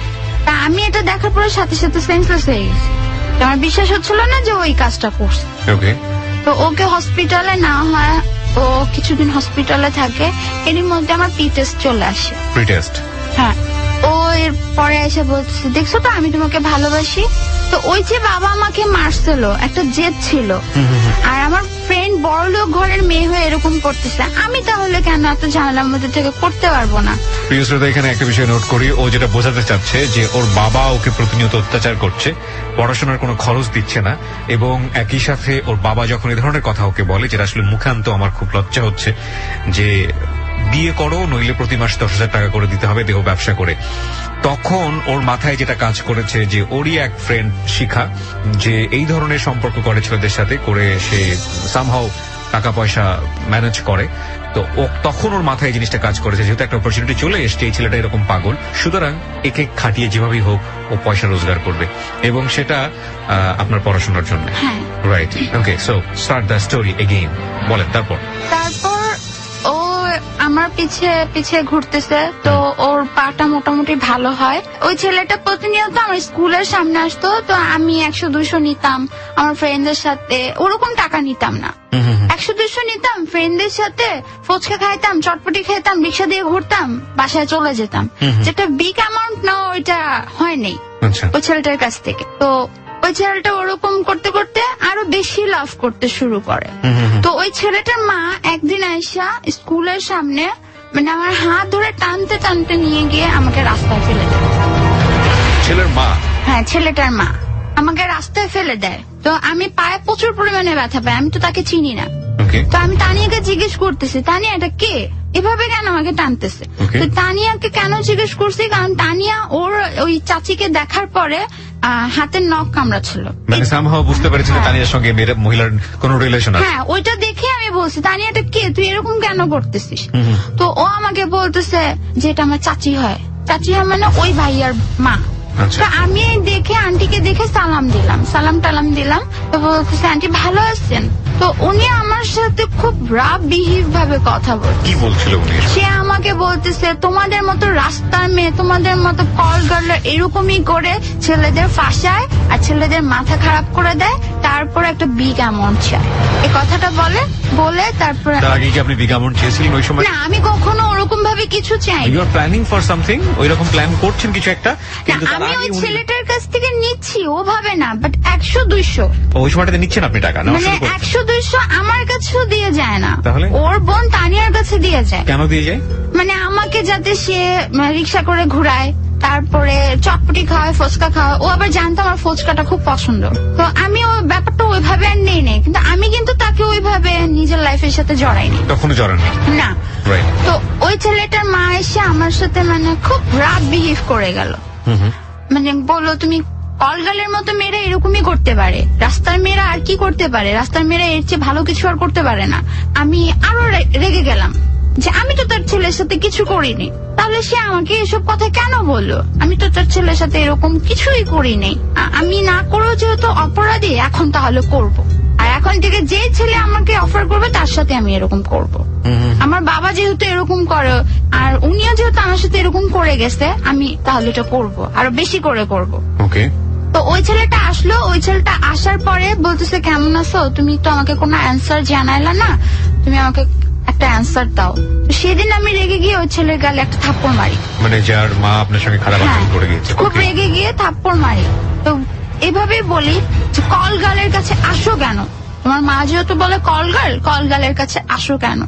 সেদিন বলার পর তারপরের দিন আবার ওই ছেলে আসছে। ছেলে আসার পরে যে ভালো বিহেভিয়ার আমি নিজ থেকে করছি, যে আমার প্ল্যান আমি আজকে ওর থেকে টাকা নেব। তো আমি বলতেছি তুমি তো আমাকে লাভ করো, তাহলে এক কাজ করো, তুমি আমাকে টাকা দিয়ে যাও। তো আমাকে বলতেছে কত দেব? এই 1500 মতো দিয়ে যাও। ফার্স্ট টাইম আমি 1500 চাই ওর কাছে। Okay. তো আমাকে দিছে। দেওয়ার পর ওইটা নিয়ে আমি আসলে আমার নিজের কোনো কাজে লাগাই নাই, আমি ফ্রেন্ডদের নিয়ে আড্ডা টাড্ডা দিয়ে খেয়ে ফেলছি। এটা কিন্তু আমার ফ্যামিলির কেউ জানে না আমি এরকম করতেছি। Okay. তো পরবর্তীতে এরকম করতে করতে আমার টেস্ট এসে পড়ে। তো টেস্টের আগ মুহূর্তে মানে এক সপ্তাহ আগে আমি খুব অসুস্থ, সিক হয়ে পড়ি। তো আমার স্কুলে যাওয়া হয় না। আমার যে বান্ধবী শিখা, যার কথা বলছিলাম, তো ওই বান্ধবীর কাছে আমি কল করি যে শিখা পরীক্ষা কয়টা থেকে কয়টা রে? তো ও আমাকে বলে যে দুপুর 2টা থেকে 5টা পর্যন্ত। আচ্ছা। তা আমি পরের দিন গিয়ে দেখি সকলে দেহ বিক্রি করে মানুষের সাথে 10 রাত থাকা তারপর টাকা আনতে। এই ধরনের কথা রেগুলারলি বললো? হ্যাঁ, এই ধরনের কথাটা বললো। ওই বছরে আমার দাদা খুব অসুস্থ। তো আমার দাদা আমাকে প্রচুর পরিমাণে আদর করতো। আর আমি যখন থেকে বড় হয়েছি তখন আমার দাদা অসুস্থর দিকে ছিল। তা দাদার কাছ থেকে সেরকম ভাবে আমার হেল্প পাওয়া হয়নি। আচ্ছা। তো আমি দাদাকে কাঁদতে কাঁদতে বলতেছি, দাদা তুমি আজকে যদি সুস্থ থাকতা, তুমি যদি ভালো থাকতা, তাহলে আজকে হয়তো বা আমার এসএসসি পরীক্ষাটা দেওয়া হইতো। তুমি কেন আজকে অসুস্থ? তো আমার দাদা তো খুব একটু অ্যাবনর্মাল মতো হয়ে গেছে, সে আমাকে কোনো উত্তর দিতে পারতেছে না। সে শুধু আমার ফুটফু দিয়ে বলতেছে যে কি বলতেছো, ও কি বলতেছে, আর ওকে আমাকে মানুষ চিনতে চিনতেছে হয় না। সময়টা। হ্যাঁ, আমাকে চিনতেছে না। তো আমি কাঁদতে কাঁদতে আম্মুর সাথে খুব জড়ায় কান্না করতেছি, মা আমি বলতো হ্যাঁ আর এসএসসি পরীক্ষা দিতে পারবো না, আর এবার যদি আমি এসএসসি পরীক্ষা দিতে না পারি আমি সত্যি সত্যি খারাপ হয়ে যাব। তো আমার মা কি করলো, আমার মামাদের ওই খালতো মামাদের বাসায় গেল। খালতো মামাদের বাসায় গিয়ে খুব পায়ে ধরে টরে, আমার আম্মু কিন্তু বড়, ওনাদের পায়ে ধরে, তারপর আমার খালতো যে খালাগুলো ছিল তাদের পায়ে ধরে, তাদের হাজবেন্ডের পায়ে ধরে 13,000 টাকার মতো জোগাড় করে আমরা এসএসসি পরীক্ষা দেবার জন্য। হ্যাঁ। তো ওই সময় আমার দাদা মারা যায়। আমার বাবা সম্পূর্ণ ব্লেমটা দেয় আমাকে, যে আমার কারণে আমার দাদা মারা গেছে। আমার আম্মুকে বলতেছে তোর কারণে আমার বাবা মারা গেছে। আমার আম্মুকে বলতেছে তোর মেয়ে আমার বাবাকে মারছে, তোর মেয়ের জন্য আমি দেখতে দিতে পারিনি, এই কথাটা বলতেছে। তো ভাইয়ের উপর টর্চার করে। যেদিন আমার দাদা মারা যায় সেদিন রাতে আচ্ছা। এই টাকা নিয়ে ভাইয়ার আবার তখন ইন্টার পরীক্ষা শেষ, ও ভার্সিটিতে ভর্তি হবে, ওই টাকা নিয়ে শুরু হয়। তো ওই সময়টা ভাইয়া এরকম করতে করতে ভাইয়াও মার খায়। তো ভাইয়ার আবার ধৈর্য শক্তি খুব কম ছিল। ও কি করলো, ফাঁসি দিয়ে দিল। আমার রেজিস্ট্রেশনের একদিন আগে ফাঁসি দিল। মানে কি মানে ফাঁসি নিয়ে ফেললো এরকম? হ্যাঁ, ওর পুরো অর্ধেকের মতো জিহ্বা বের হয়ে গেছিল। তো আমি আবার আমার ভাইয়ার খুব ভক্ত ছিলাম, ওকে ওকে, অনেক ভক্ত ছিলাম। তো আমি এক চিৎকার দিয়ে ভাইয়াকে পেঁচায় ধরছি। আচ্ছা। আমার আম্মা খুব চিল্লাইতেছিল তো বাবা টাকা দিবে না দিবে না। তো আম্মু তো বুঝতে পারেনি যে ও ঘরে নিয়ে ফাঁসি দিবে। তো আমি খুব চিৎকার করে বলছি মা ভাইয়া মেবি ফাঁসি দিচ্ছে। তো ওই মুহূর্তে আমাদের উপরে যে আঙ্কেল ছিল তারা এসে দরজা ভেঙে দেখে হ্যাঁ সত্যি সত্যি ফাঁসি দিচ্ছে। ফাঁসি দেওয়ার পরে মানে জিভলা পুরো বের হয়ে গেছে। তো পানি টানি দিয়ে আঙ্কেল একটু কোন রকমের নর্মাল করে হসপিটালে নিয়ে গেল। তো ডাক্তার বলল যে ওকে যদি আর 5 মিনিট দেরি করে নিয়ে আসতেন তাহলে মারা যেত। My goodness. তো এখান দিয়ে পুলিশের কাছে মানে যেহেতু এটা ফাঁসির কেস ছিল, ওইখানে পুলিশ যেহেতু ছিল, তো ওইখানে পুলিশের কাছে আমার আব্বু বলতেছে যে আমার আম্মুর জন্য এই কাজটা হয়েছে, আমার আম্মু ইচ্ছে করে আমার ভাইয়াকে ফাঁসি দেওয়া হয়েছে। তো কেস এরকম ভাবে লিখতেছিল। তো আমার আম্মুকে এমন সময় হ্যান্ডকাপ লাগাবে, ওই সময়টা আমার ওই যে মামা আমাকে কক্সবাজার নিয়ে গেছিল তারা আসছে। আচ্ছা। এসে বললো যে না এটা ফ্যামিলি ব্যাপার, আসলে ফ্যামিলির মধ্যে একটু ঝগড়া টগড়া লাগছে। পুলিশ চলে এসছে? হ্যাঁ। পুলিশ কি হাসপাতালে এসছে? হাসপাতালে ছিল ওই সময়। আসলে আরেকটা মার্ডার কেসের নিয়ে ওখানে কিসের জন্য জানি একটা পুলিশ ছিল। তো এটা দেখার পরে পুলিশ ওখানে চলে গেছে। আচ্ছা। তো ওই সময়টা এসে বলে যে আপনারা কেন হ্যান্ডকাপ লাগাচ্ছেন, ওনার এক কথা তো চলবে না, আমাদের কথাও লাগবে। কাকে হ্যান্ডকাপ লাগাচ্ছে? আমার মাকে। মাকে হ্যান্ডকাপ লাগাচ্ছে? হ্যাঁ, আমার বাবা কেসটা আমার মায়ের নামে লেখায়। কেস করে আপনার বাবা নাকি মানে আপনার বাবা সাক্ষ্য দেয়? আমার কেস বাবা- অটোমেটিক্যালি হয় নাকি কেস কেউ করে? মানে আমার বাবা ওইখানে সাক্ষ্য দেয় প্লাস কেসটাও করতে চায়। তো হ্যান্ডকাপ লাগানোর সময় আমার মামারা ওই সময়টা চলে আসে। আমার ভাই এই দৃশ্য দেখার পর আমার ভাই ট্রিটমেন্টটা নিতে চায় না, যে কেন আমার মাকে দোষ দেওয়া হচ্ছে। আমার মার তো কোনো দোষ নাই। আচ্ছা, তো এই সময় মামারা আসার পরে মামারা বললো যে না, এটা আসলে ওর মার কোনো দোষ নাই, ফ্যামিলি প্রবলেমের কারণে এরকম হয়েছে। তো তখন পুলিশরা বলে আচ্ছা ঠিক আছে, এরকম হ্যারাসমেন্ট করার তো কিছু প্রয়োজন নাই আমাদের, কেন হ্যারাসমেন্ট করলো আপনার দুলা ভাই। তো আসার পরে এরকম সে করলো। তো ওই পর্যায়ে আমার ভাইয়ের যে ট্রিটমেন্টের টাকাটা ছিল প্রায় 7-7.5 মতো আমার মামার বাড়ি থেকে দেওয়া হইলো। আর আমার যে রেজিস্ট্রেশনের টাকাটা ছিল 13,000 টাকা আমার মা জোগাড় করছিল। ওই 13,000 টাকা থেকে আমার কিছু টাকা ভাঙা গেল। আচ্ছা, তো পরবর্তীতে আম্মুকে কল করে বললাম, আম্মু আবারও মামাদের কাছে গেল, মামাদের কান্নাকাটি করে মানে পায়ে ধরে টরে যে টাকাটা বাকি ছিল সে টাকাটা ম্যানেজ করলো। তো 1500 টাকার মতো শর্ট পড়লো। তো ভাইয়া আরকে নানুর বাসায় পাঠায় দেওয়া হইলো, আমাদের বাসায় আর আনা হইলো না। হসপিটাল থেকে নানুর বাসায় পাঠায় দেওয়া হয়েছে। এখানে আব্বু আসছে, আব্বুর কাছে আম্মু আসে। আম্মু আসার পরে পা ধরে আম্মু আবার মানে খুব কান্নাকাটি করে বলতেছে কাকে? আমার বাবাকে, আচ্ছা। যে দেখো আমার মেয়ের লাইফটা নষ্ট করো না, এই তো একটা সময়, তুমি ওকে টাকাটা দিয়ে দাও, 1500 টাকা, বেশি তো না, 1500 টাকা, 1500 টাকা দিয়ে দাও। তো ওই মুহূর্তে আমার আম্মুকে বলতেছে তোর মেয়ের জন্য আমি আমার বাবাকে দেখতে যেতে পারিনি, আর আমি তোর মেয়েকে মরে গেলেও টাকা দিব না। কিন্তু আমার রেজিস্ট্রেশনের কথা বলে আমার এক আঙ্কেলের কাছ থেকে আমার বাবা 10,000 টাকা আনছে, ওই টাকাটা আমাকে দেয়নি। ওকে, তো 1500 টাকা চেয়েছে, আম্মুকে দেয় নাই, আম্মুকে এক লাথি দিয়ে ফেলে দিল। আম্মু প্রচুর পরিমাণে মাথায় আঘাত খেলো। এই আঘাত নিয়ে আবারও আম্মু আব্বুকে কান্নাকাটি করে বললো দিয়ে দাও না 1500 টাকা, 1500 টাকা দিলে কি হয়। তো ওই মুহূর্তে আম্মু বলতেছে যে তুমি যদি না দাও তাহলে আমি ফাঁস নেব। This is unthinkable story. এবং আমরা সবসময় একটা কথা বলি যে মানুষ বাধ্য হয়েই অন্যায়ের পথ বেছে নেয়, কেউ আসলে ইচ্ছা করে অপরাধী হয় না।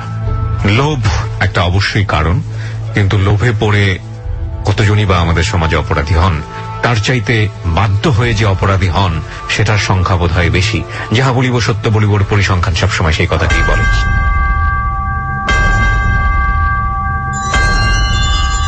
ছোট্ট আরেকটা বিরতির সময় হয়েছে প্রিয় শ্রোতা।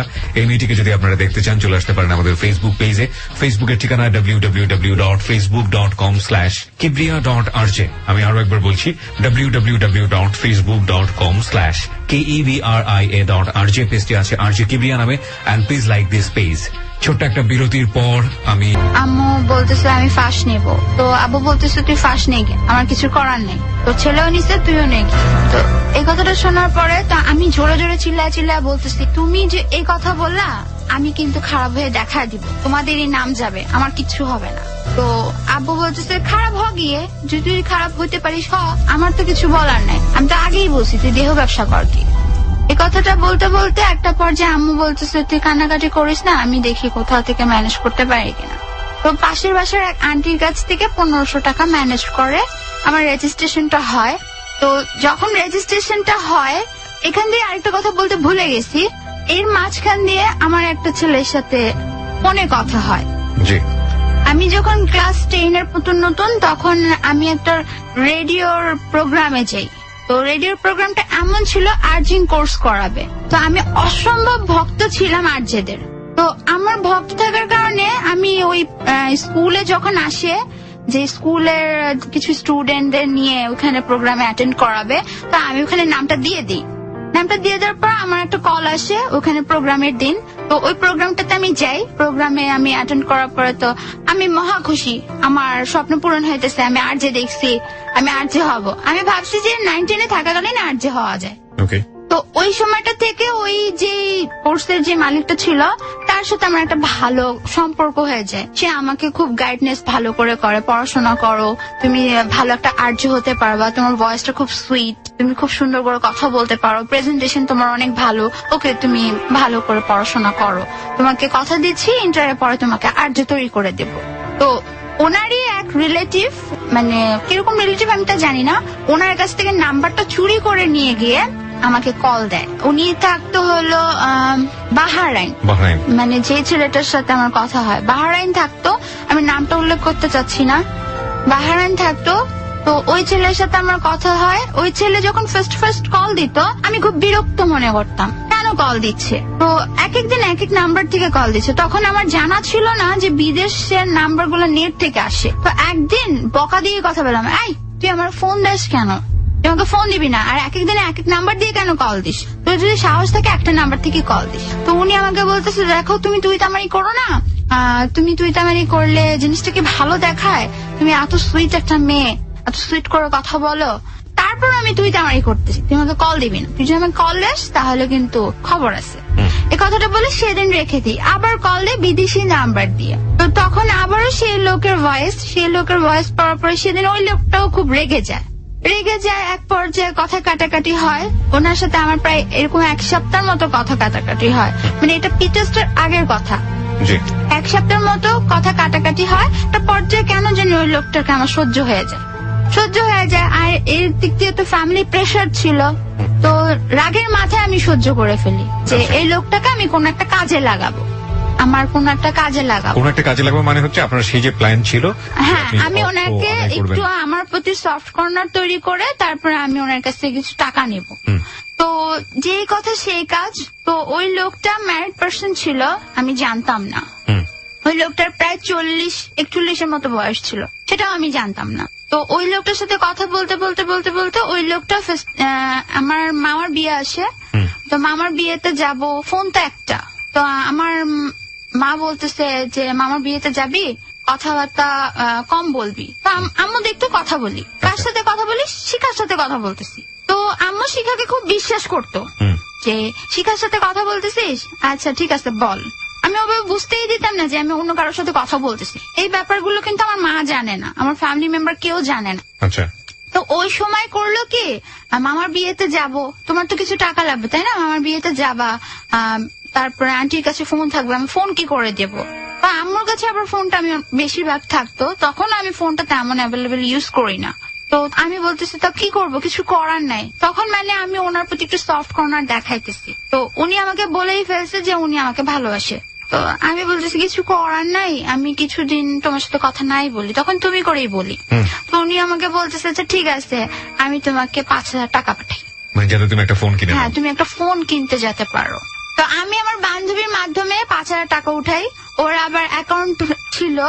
এই আপনার শুরু হলো, এই আমার শুরু হলো যে ছেলেদের সাথে কথা বলা এবং তাদের কাছ থেকে টাকা আদায় করা।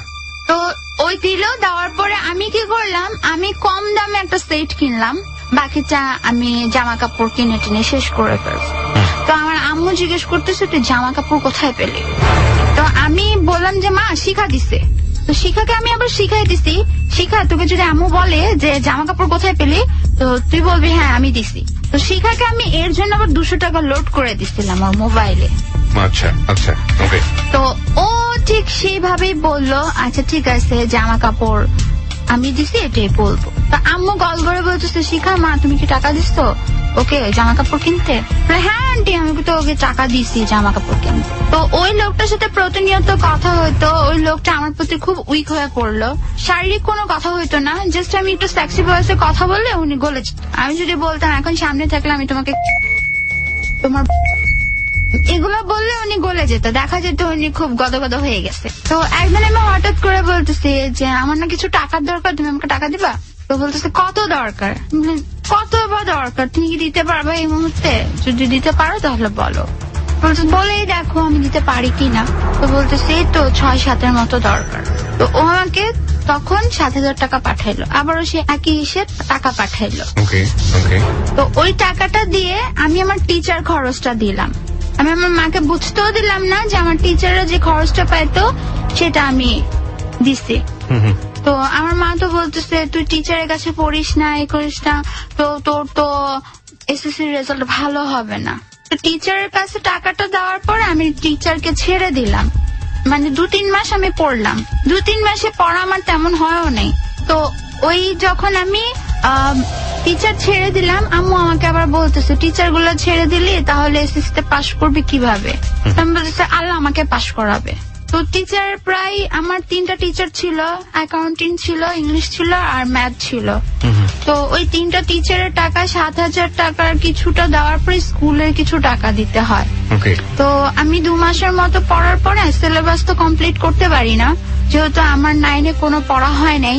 তো 10-এও আমি সিলেবাস কমপ্লিট করতে পারি না। কমপ্লিট করার না কারণে আমি মানে টাকার অভাবে টিচারটা ছেড়ে দিলাম। তো এইভাবে ওই লোকটার সাথে আমার পরিচিত। জি, তো ওই যে বললাম রেজিস্ট্রেশনের টাকা, রেজিস্ট্রেশনের টাকাটা জোগাড় করার পরে যেদিন লাস্ট ডেট, সেদিন আমাকে আমার স্যার ফোন দিয়ে বলতেছে তুমি যদি এই মুহূর্তে টাকা না দাও পরে স্কুলের রেজিস্ট্রেশন বাতিল হয়ে যাবে। ট্রু।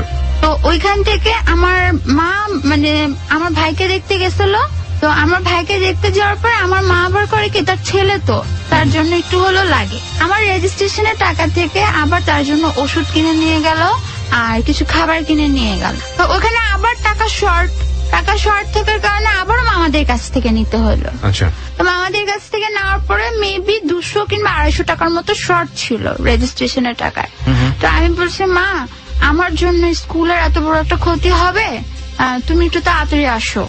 তো আম্মু খুব তাড়াতাড়ি আসে, স্যার বোর্ডে চলে যাবে আমাকে বাদ দিয়ে, মানে আমাকে আর নিবেই না। তো ওই সময় মা আসার পরে স্যারের কাছে আসে, স্যারকে বলতেছে যে কি করে যে আপনারা বলি 250 টাকা শর্ট, আমি কি করে। তো স্যার বলতেছে এটা তো আগে বলবেন 250 টাকা শর্ট, এখানে যদি 1-2 হাজার টাকাও শর্ট থাকতো আমি আপনাকে দিতাম, ওকে, যেহেতু একটা লাইফের ব্যাপার। তো ওইখানে দেওয়া হয়ে যায়, ওই সময়টা চলে যাওয়ার পর ওই লোকটার সাথে তো আমার কন্ট্রাক্ট আছে, কথাবার্তা বলতে বলতে একসময় ওনার কাছ থেকে প্রায় আমি 12-13 হাজার টাকা উপরে নিয়ে নিলাম। তো ওই লোকটা আমার প্রতি পুরোই উইক হয়ে পড়ছে। তো একটা সময় ওই যে বললাম যে ভাইয়াটার সাথে আমার খুব ভালো সম্পর্ক হয়ে গেছে, জি, যে ওই যে আর্জিম কোর্সের ইয়েটা খুলছিল। তো সেই ভাইয়াটা কিভাবে জানি জানতে পারে যে তারই এক রিলেটিভের সাথে আমার কথা হয়। ওকে, তো ওই ভাইয়াটা আমাকে বলতেছে যে তুমি কি জানো এই লোকটা কিরকম। আমি বলতেছি না, আর বাসার রাগের কারণে আমি ডিসাইড করেই ফেলছিলাম এই লোকটা আমি বিয়ে করবো। তো ওই লোকটা বলতেছে তুমি তো জানো না এই লোকটার ওয়াইফ আছে, একটা বাচ্চা আছে, আর সাথে এই লোকটা বয়সও অনেক বেশি, 40-41 উপরে, তুমি এই লোকটাকে কেন বিয়ে করবা, তোমার এত অল্প বয়স। উনি আমাকে বোঝানোর চেষ্টা করে। তো আমি ওনাকেও খুব অপমানিত করি যে আমার লাইফ আমি যেভাবে খুশি সেভাবে চালাবো, আপনার কি। তো এক পর্যায়ে আমার মাও এই ব্যাপারটা জেনে যায়। আমার মা আমার খুব রিকোয়েস্ট করে যে মা তুই এই কাজটা করিস না, দরকার হলে আমি আমার 2টা কিডনি বিক্রি করে দিব তোর পড়ানোর জন্য, তুই যাতে সুখে থাকিস। আজ পর্যন্ত তো তুই যা চাইছিস আমি তাই দিছি, কোনো কিছুর অভাব রাখি নাই, এত কষ্ট করে হলো আমি তোরা পড়াইতেছি, তুই কেন এমন করতেছিস। তো আমি তখন ওই কথাটা বুঝলাম, বাবা বলছিল না আমাকে দেহ ব্যবসা করে পড়াশোনা করতে, তো এই জন্য আমি খারাপ হয়ে গেছি, আর আমি এটা করবো, আর আমি এই লোকটাকে বিয়ে করবো, এই লোকটা 40 হোক 41 হোক আমি বিয়ে করবো।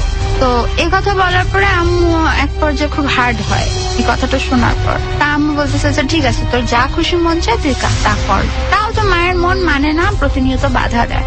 তো এর মাঝখানে আরেকটা ছেলের সাথে আমার সম্পর্ক হয়, সেও রং নাম্বারে আসে, সে ফোনে আমাকে কল দেয় রাত 3টার দিকে। ওকে, তো মিস কলের মতো, তার পরের দিন আমি আবার ব্যাক করি, তো ফোনটা বন্ধ পাই, 2টা টেক্সট আসে, অটো যে টেক্সট গুলা থাকে ওগুলো আসে।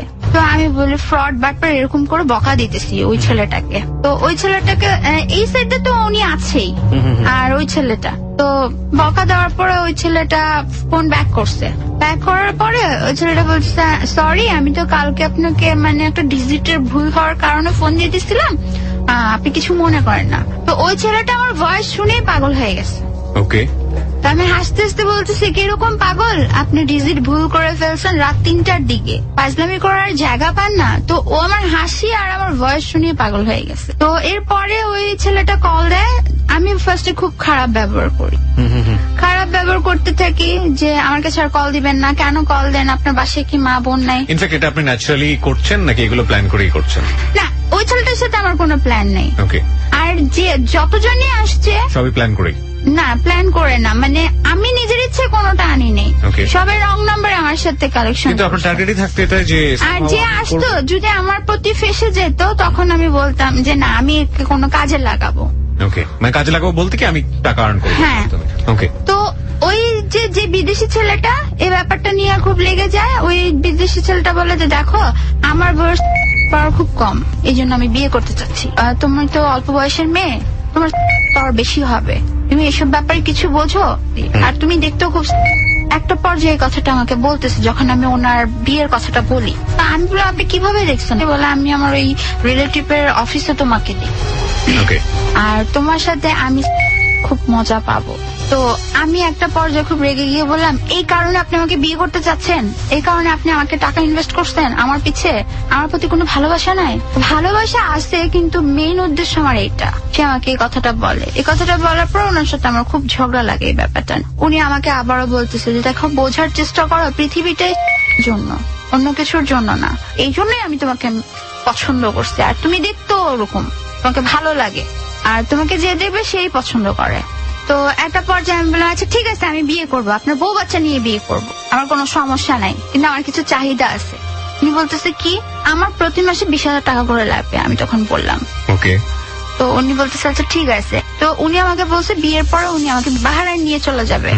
তো বাহারাইন নিয়ে চলে যাবে। আমি বলছি আচ্ছা ঠিক আছে, আমি বাহারাইন যাবো ঠিক আছে, বাট আমার প্রতি মাসে 20,000 টাকা করে আমার হাতে দিতে হবে। উনি বলছে আচ্ছা ঠিক আছে। তো ওই টাইমটাতে ওনার যে রিলেটিভ, ওনার কাছে আবার শুনতে পারি ওনার বউ যে, মানে আমার যার সাথে কথা হয় তার পেটে বাচ্চা, সে প্রেগনেন্ট। এটা শোনার পরে আমি ওই ভদ্রলোকের সাথে আবার কথা বলি যে আপনার বউ তো পাওয়ার নেই, তাহলে উনি প্রেগনেন্ট হলো কি করে? আপনি তো মিথ্যা বলছেন আমার সাথে। বিশ্বাস করো ওর নাই, আর এই বাচ্চা আমার না, তো কার? তো এই ব্যাপারটা নিয়ে অনেক ঝগড়া হয়। ঝগড়া হওয়ার পরে একটা পর্যায়ে ওনাকে স্টপ করে দিই। স্টপ করে দিয়ে ওই যে ওই ছেলেটা, যে ছেলেটার কথা বললাম যে একটা সময় পরিচয় হয়, ওই ছেলেটা থাকে মিরপুর। ওই ছেলেটার নামটাও আমি বলতে চাচ্ছি না। তো ওই ছেলেটার সাথে আমার কথাবার্তা হয়, প্রতি রাতে কথাবার্তা হয়।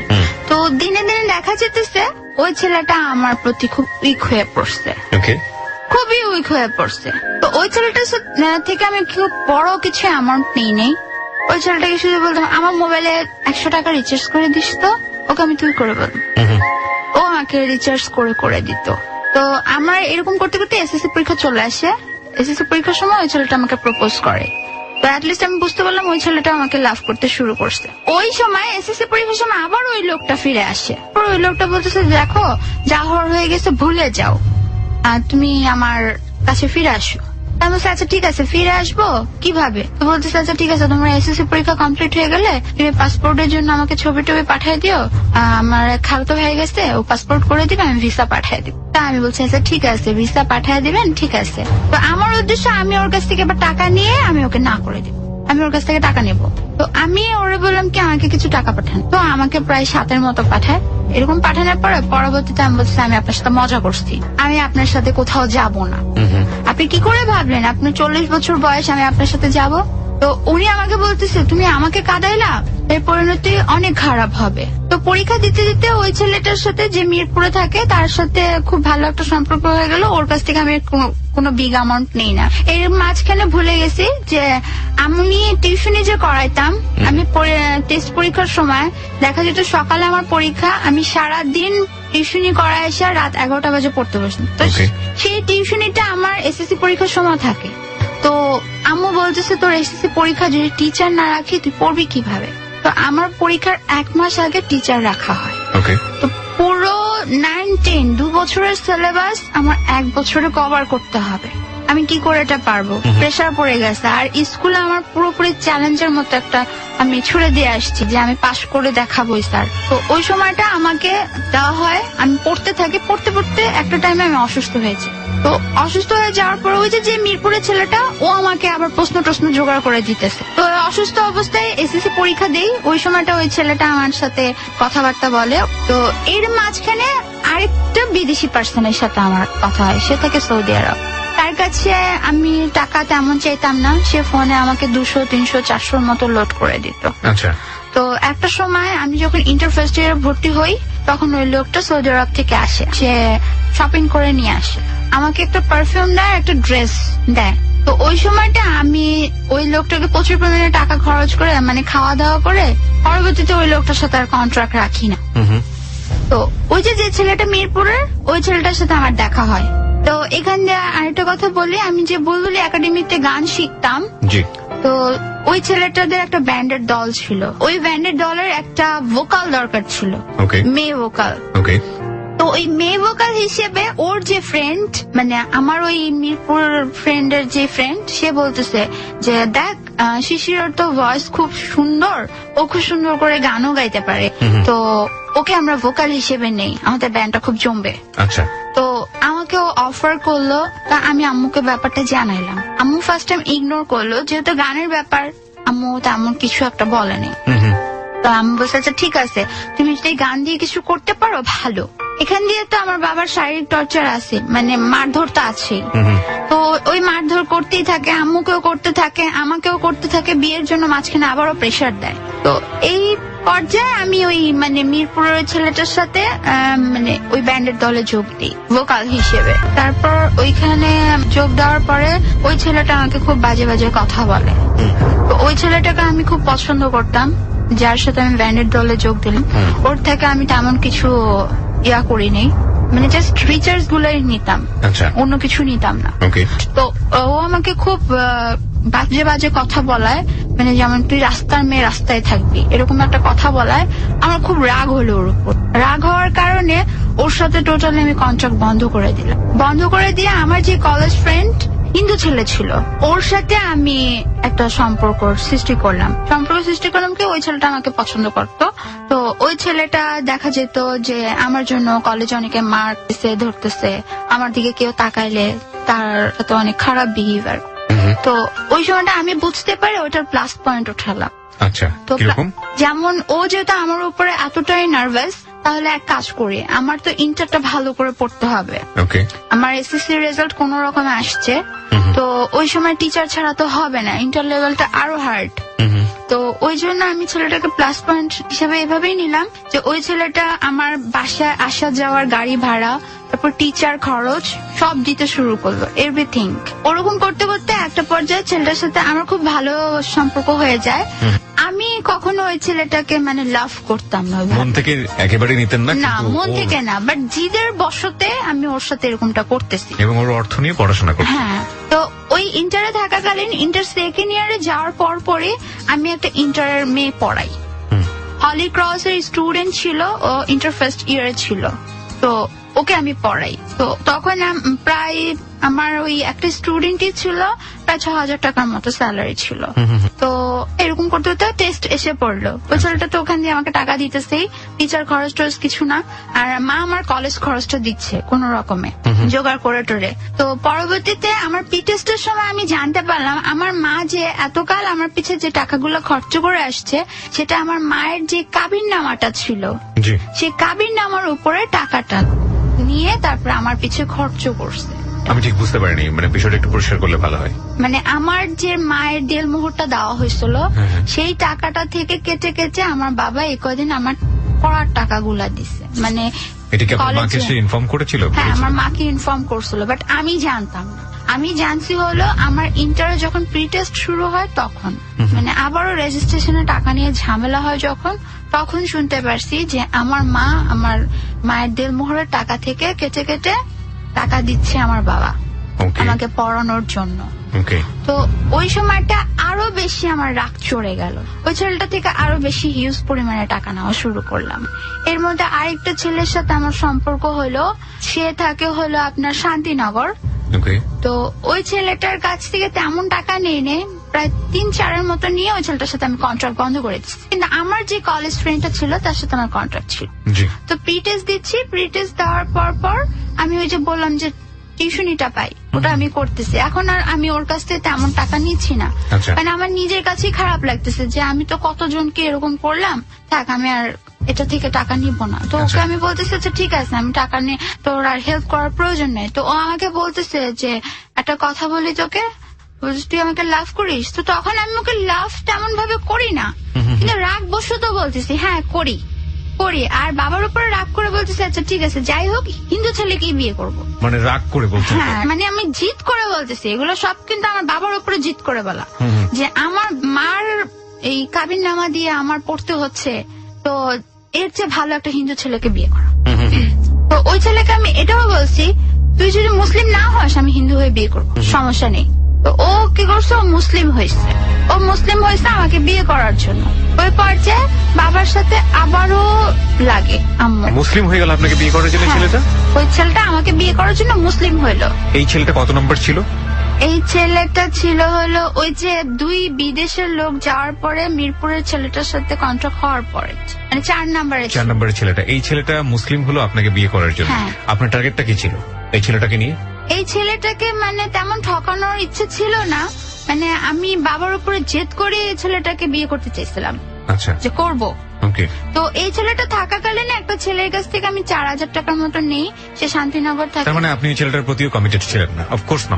থাকলে তো অফকোর্স আপনি অন্য ছেলের কাছ থেকে টাকা নিতেন না। তো তারপরে এই ছেলেটা মুসলিম হয়ে যাওয়ার পরে আমার রেজিস্ট্রেশনের টাকা নিয়ে আবার আম্মুর সাথে লাগে।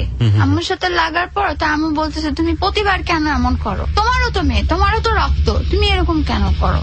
তুমি কেন দিবা না? তো ওই পর্যায়ে আমারই সামনে আমার বাবা বলতেছে যে ও আমার মেয়ে না, আমি ওকে স্বীকার করি না, ও আমার মেয়ে না, ও অন্য একজনের মেয়ে। এটা কে বললো? আমার বাবা বলছে আপনার সামনে? আমার সামনে। তো এখান দিয়ে আর একটা কথা বলে, আমার আব্বুর একটা ফ্রেন্ড ছিল যে কেবি রোডে যখন থাকতো, ওনার নাম শরীফ ছিল। তো ওইখানে আরেকটা আন্টি ছিল, ওনাকে নিয়ে একটা বাজে ইঙ্গিত তুলছিল আমার আম্মুকে নিয়ে। সে ভাবি ভাবি বলে ডাকতো, প্লাস বড় আপু বলে ডাকতো। কিন্তু যে আন্টি ছিল, সে আন্টিটা খুব খারাপ ছিল। সে ওই দিক থেকে আব্বুরকে একটু বাজে ভাবে কথা বলে যে শরীফের সাথে আপনার বউর অবৈধ সম্পর্ক আছে, কিন্তু তেমন কিছুই না। তো ওই আন্টিটার কথাটা শোনার পরে আব্বুকে যখন বলে, আব্বু আবার শরীফ আঙ্কেলকে বলে দেয়। এটা আমার জন্মেরও আগের ঘটনা। তো শরীফ আঙ্কেলকে বলে দেওয়ার পর শরীফ আঙ্কেল আন্টিকে খুব পরিমাণে মারে। মানে এত মিথ্যে কথা কেন বলবেন? মানে উনি ওই মহিলাটা ওই এলাকার ছিল, প্রস্টিটিউট ছিল। ওই মহিলাটাকে মারে, মেরে ওই এলাকা থেকে বের করে দেয়। তো ওই আঙ্কেল বলে, দেখো ওরকম কোন আমাদের সাথে সম্পর্ক নাই, আমি ভাবিকে আমার বড় বোন মানি, তুমি এটা ভুল বুঝো না। তো ওই জ্যাট ধরে আব্বু এটা মনে করে, মানে মনে করে না, সে ওই জ্যাটটাই, মানে ওই যে যৌতুকের যে একটা আছে ওইটা নিয়ে বা এটা মিশানোর পরে ওইটা ধরে, এখন ওই আঙ্কেল বেঁচে নেই। তো তখন বলতেছে, ও তো শরীফের মেয়ে, ও আমার মেয়ে না। মটি খালা ঠিকই বলছিল, ও শরীফের মেয়ে, তো আমার মেয়ে না। তো ওই কথা শোনার পরে আমি দাঁড়ানো ছিলাম, দাঁড়ানো থেকে বসে পড়ছি, এটা কি বলতেছে? এত বছর ধরে আমি যাকে বাবা হিসেবে মানি, সে আমার বাবা না, এটা কি বলতেছে? সে আমার জন্মটা কেন মিথ্যে করে দিচ্ছে? Okay, nothing to say, totally speechless. But বারবারই বলি, ও যে ধরনের অপরাধ করেছে সেগুলো ওর সিচুয়েশনে থেকে, সেটাকে কি আপনি খুব বড় রকমের অপরাধ বলবেন? আমরা স্টোরির দিকে আরেকটু আগাই, বলেন। তারপর এটা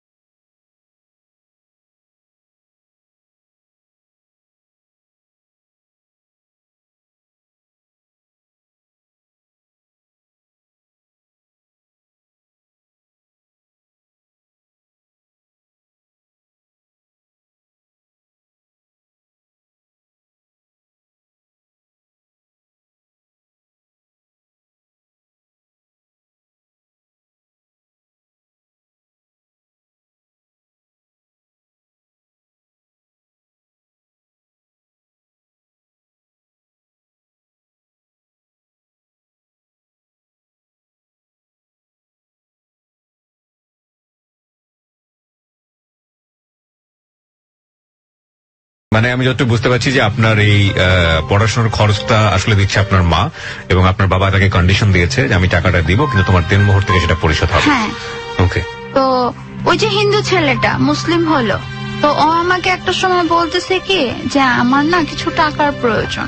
তো তখন জানি আমি কেমন একটু চেঞ্জ হয়ে গেলাম। কত টাকার প্রয়োজন? ও বলতেছে আমার প্রায় 5-6 মতো প্রয়োজন। তো আমি বলছি যে কিসের জন্য? ও আমারে বললো কি যে রেজিস্ট্রেশনের টাকা একটু গ্যাপ আছে, রেজিস্ট্রেশনের টাকায় গ্যাপ আছে। ওকে, তো আমি আমার স্যালারিটা উঠায় না প্রায় 6000 টাকার মতো ওকে দিলাম। দেওয়ার পরে আমি জানতাম না ও আরেকটা মুসলিম মেয়ের সাথে সম্পর্ক। ওকে, যে ছেলেটা আপনার জন্য মুসলমান হ্যাঁ। হলো, ওই মুসলিম মেয়েটাকে ও বিয়ে করছে। বিয়ে করে মানে ফেলেছে। ও আমার টাকা দিয়ে ওই মুসলিম মেয়েটাকে বিয়ে করছে। তো ওই পর্যায়ে পরীক্ষা দিলাম, দেওয়ার পরে মানে রেজাল্ট আমাদের বের হলো। রেজাল্ট বের হওয়ার পরে আমি জানতে পারলাম ওই ছেলেটা মুসলিম মেয়েটাকে বিয়ে করছে। তো ওইটাই ওখানে শেষ।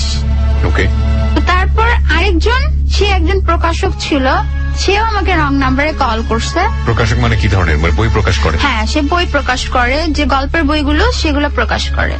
তো সেও আমাকে কল করছে রং নাম্বারে। আমি কাউকে ইচ্ছে করে কল দেইনি, সবাই রং নাম্বারে আসছে। তখন আমি ফেসবুক ইউজ করি না। তো সে আমাকে কল দিছে, সে আমাকে বলতেছে যে আমি তোমাকে চিনি, আমার একটা ফ্রেন্ডের থেকে নাম্বার নিছে, আমি তোমাকে চিনি, তোমার কথাবার্তা আমি শুনছি, তোমাকে আমার ভালো লাগছে। তো কথা বলতে বলতে বলতে বলতে একটা পর্যায়ে উনি আমার প্রতি উইক হয়ে যায়। ওকে, তো উনি আমার সাথে দেখা করতে চায়, দেখা করে। তো আমাকে সে শপিং করে দেয়। তো আমার আম্মাকে বলে যে আমি ওকে বিয়ে করতে চাই। তো আম্মা ভাবছে আচ্ছা ঠিক আছে, আমার মেয়ে তো এখন বড় হয়েছে, বিয়ে দেওয়ার মতোই হয়েছে। তো আমি ওই লোকটাকে সিরিয়াসলি নেইনি। তো এরকম ওনার কাছে আমি যখনই চাচ্ছি উনি আমাকে টাকা দিচ্ছে 1000, 2000, 3000। ওনার কাছ থেকে আমার সবচেয়ে বেশি টাকা নেওয়া, কত নিছি একজাস্ট আমি বলতে পারছি না। ওকে, আর যখনই বাইরে যাচ্ছে উনি আমাকে শপিং করে দিচ্ছে। তো উনি আমাকে একটা পর্যায়ে একদিন হাত ধরলো, হাত ধরে হাতের মধ্যে চুমু দিতেছে। উনি বলতেছে তোমার হাতটা খুব সুন্দর, এই হাতে যদি আন্টি পরাই খুব ভালো লাগবে। ওকে, তো হাতে চুমু দিতে দিতে উনি আমার ঘাড়ে হাত দিছে। ঘাড়ে হাত দেওয়ার পরে মানে আমার একটু অন্যরকম লাগছে। আমি একটু দূরে দূরে সরে যাচ্ছি, যেহেতু আমার তেমন কোনো উদ্দেশ্য নাই ওনার সাথে। ফাইনালি বিকজ আপনার এমবিশনটা তো এখানে আলাদা। হ্যাঁ, তো ওইখানে আমি ওনার সাথে ঘুরতেছি ফিরতেছি, ওনাকে একটা কথা বলে রাখতেছি যে দেখেন যা হওয়ার বিয়ের পরে, এখন না। আপনি তো আমাকে বিয়ে করবেন, বাসায় নিয়ে কত দেখতে পারবেন, আপনি যখন খুশি তখন মন চায় আমাকে দেখতে পারবেন, এভাবে বলছিলাম। এটা বলার পর উনি বলতেছে যে না তুমি তো আমার সাথে ঘুরতেছো, সমস্যা কই। উনি এক পর্যায়ে জোর করে কিস করতে চাইছিল, বাট আমি করতে দেইনি। তা আমি করতে দিই না, আমি ওনার থেকে দূরে দূরে সরে থাকি। তো এরকম করে করে ওনার সাথে আমি অনেকদিন হয়েছে দেখা করি না, কিন্তু ফোন দিলেই বলি আমাকে রিচার্জ করে দেন, আমার 300 টাকা লাগবে, আমার 500 টাকা লাগবে, আমার 1000 টাকা লাগবে। এরকম করে করে আমি টাকা নিচ্ছি। উনি একটা সময় বলতেছে যে তুমি আমার সাথে দেখা করো। তো একটা সময় উনি আমাকে অফার করে বসলো, চলো আমরা রুম ডেটে যাই। ওকে, তো আমি তখন বললাম যে আপনি এত মান সম্মান তো লোক, আপনি এই অফারটা কি করে করেন? আপনি টাকা দিচ্ছেন বলে কি আমাকে কিনে নিচ্ছেন? আমি আবার উল্টা ঝাড়ি মারলাম। পরে উনি বলতেছে আচ্ছা ঠিক আছে, ইটস ওকে, আমি এরকম কিছু করব না। এর মধ্যে আমি ফেসবুক আইডি খুলি। ওকে, তো ওনাকে আমি আইডি টাইডি কিছুই দেই না। তো আবারও ঘুরতেছি ঘুরতেছি ঘুরতে ঘুরতে ঘুরতে ঘুরতে একটা সময় উনি কি করলো, সেদিন শাড়ি পরে গেছি, উনি বলছে আমাকে শাড়ি পরে যেতে। উনি আমার আচমকা এই কথাগুলোতে আমি আমার মাকে বলতে পারতেছি না, হয়তো বা আমার মা আজকে প্রথম শুনবে যে উনি এরকমটা করছে। তো ওনার সাথে একটা পর্যায়ে আমার বিহেভিয়ারটা খারাপ হয়ে যায়, যে আমি নিজে থেকে সরে আসতে চাই। এতদিন আমি যাই করছি কারোর সাথে আমি ফিজিক্যালি কোনো দিকে যাইনি, যে উনি এরকম করতেছে, কারণ কারোর সাথে আমি তেমন ভাবে দেখাও করিনি। তো এর মাঝখানে ওই যে আমার ক্লাস 10-এ থাকতে একটা যে ছেলে ছিল, তার মা আমাকে অপমান করে গেছিল, তো ওর সাথে দেখা। তো ও আমাকে বলতেছে দেখো আমি তোমাকে খুবই লাভ করি, আমার কিছুদিন পরে লন্ডনে যাওয়ার ফ্লাইট, তুমি আমাকে বিয়ে করবা। তো আমি তখন বলতেছি যে দেখো এটা আমার পক্ষে সম্ভব না, আমার লাইফ তোমার লাইফ এক না। তো তখন আমি নর্মাল ভাবে ওকে বলতেছি। তো পাগল হয়ে গেছে, এক পর্যায়ে পাগল হয়ে গিয়ে আমাকে গাড়িতে তুলতে চাইতেছে যে না তুমি আজকে কাজী অফিস থেকে আমাকে বিয়ে করবা। তো এরকম করতে করতে একটা পর্যায়ে আমি ওকে আবার চড় দিই। সেকেন্ড টাইম আবার আমি চড় দিই। প্রথমে তো দিছিলাম ওর মায়ের আচরণের পর, আবার আমি সেদিন ওকে চড় দিই।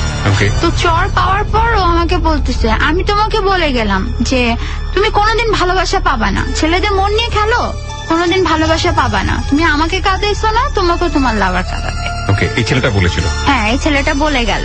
তো আমি ওটা নর্মালি ভাবে নিয়েছি। তো কাঁদতে কাঁদতে চলে গেছে আর বলে গেল যদি জীবনে কোনোদিন মনে হয় যে আমি তোমার যোগ্য, তাহলে তুমি আমার সাথে যোগাযোগ করো। সেটা তো সেকেন্ড টাইম ছিল নাকি আগে ছিল এই কথাগুলো? না, এটা আমার এই time এ সাথে ছিল? হ্যাঁ এই টাইমে কথা হলো, যখন ও লন্ডন চলে যাবে ওই সময়টা। তো ওই ছেলেটা চলে গেল, এরপরে কি হয়েছে আমি তা জানি না। আর ওই যে বললাম প্রকাশক, উনি ওই যে বুঝছে? এরপরে সেদিন তো মানে আমি ওনার সাথে রুড ব্যবহার করে চলে আসছি। আম্মু বলতেছে কি রে, ওনার খবর কি? ওনার কথাটা আবার আম্মু জানতো, তো আম্মুকে আমি এত কিছু বলি নাই যে উনি এরকম এরকম করছে। একটা পর্যায়ে আবারও সে আমাকে কল দেয়, মাঝখানে যখন বন্ধ হয়ে যায় আবারও কল দিয়ে সরি চাইতেছে যে সরি, আমি তোমার সাথে জীবনে এরকমটা আর করবো না, তুমি আমাকে বিয়ে করতে রাজি হও। ততদিনে আমি না করে ফেলছি, তো আম্মু আবার না করে ফেলছে, কারণ আম্মুর সাথে কথা দিয়ে সে কথা ভঙ্গ করছে যে আমি আপনার মেয়েকে বিয়ে করব, কিন্তু কথা দিয়ে কথা রাখতে পারে নাই। তো আবারও সে আমাকে ফোন দেওয়ার পরে আমি আবারও একটা কাজই করলাম, তার কাছ থেকে টাকা নিচ্ছি। এই প্রকাশকের সাথে কাজ থেকে? হ্যাঁ, আবারও তার কাছ থেকে টাকা নিচ্ছি, বাট এবার আর দেখা করছি না। উনি আমার সাথে দেখা করতে চাচ্ছে, তো এরই মাঝখানে ফেসবুক আমি খুলি, তো ফেসবুকে আমার একটা ছেলের সাথে বন্ধুত্ব হয়। ও মেডিকেল স্টুডেন্ট। ফার্স্টে মনে করে আমি ফান হিসেবে নেব, ফার্স্টে মনে করে ওকে আমি ঠকাবো, কিন্তু ওকে ঠকাবো তো দূরের কথা, ওর বিহেভিয়ার আমি আর ঠকাতে পারিনি। যে ওকে ফার্স্টে ও আমাকে প্রপোজ টপোজ করছে, করার পরে ও আমাকে বলতেছে যে দেখো, মানুষের লাইফে অতীত থাকে, তোমারও লাইফে অতীত আছে, আমি সেটা মেনেই তোমাকে বিয়ে করব। তো ওকে আমি হাসতে হাসতে বলতাম যে আমি কিন্তু তোমাকে পছন্দ করি না, তোমার সার্টিফিকেট পছন্দ করি, বাট ওই ছেলেটা দেখতে খুব স্মার্ট, আর বিয়ে করলে তোমার সার্টিফিকেট কি করব, তোমাকে করব না। তো বলতেছে আচ্ছা ঠিক আছে, তুমি সার্টিফিকেট কি করো, বিয়ের সময় আমি সার্টিফিকেট কি তোমার পাশে শোয়ায় রাখবো, আর যদি আমাদের বাসর হয় তোমার সার্টিফিকেটের সাথেই হবে, আমার সাথে হবে না। তারপর যে কথা বলতে বলতে বলতে বলতে মাথা থেকে চলেই গেছে, কখন যে আমি এই ছেলের লাভ করে ফেলছি আমি তা নিজেও জানি না। ওকে, যে ছেলেটার সঙ্গে আপনি বর্তমানে সম্পর্ক করছেন, সেই ছেলেটা আপনি বলছিলেন যে মেডিকেলে পড়াশোনা করছে, ও কি জানে আপনার আদ্যপান্ত সবকিছু? হ্যাঁ, নাকি আজকের এই অনুষ্ঠানে এসে জানবে ফার্স্ট? ও জানে। ও জানে? ওর কোনো অতীত আপনি জানেন? ওর এরকম কোনো পাস্ট নাই।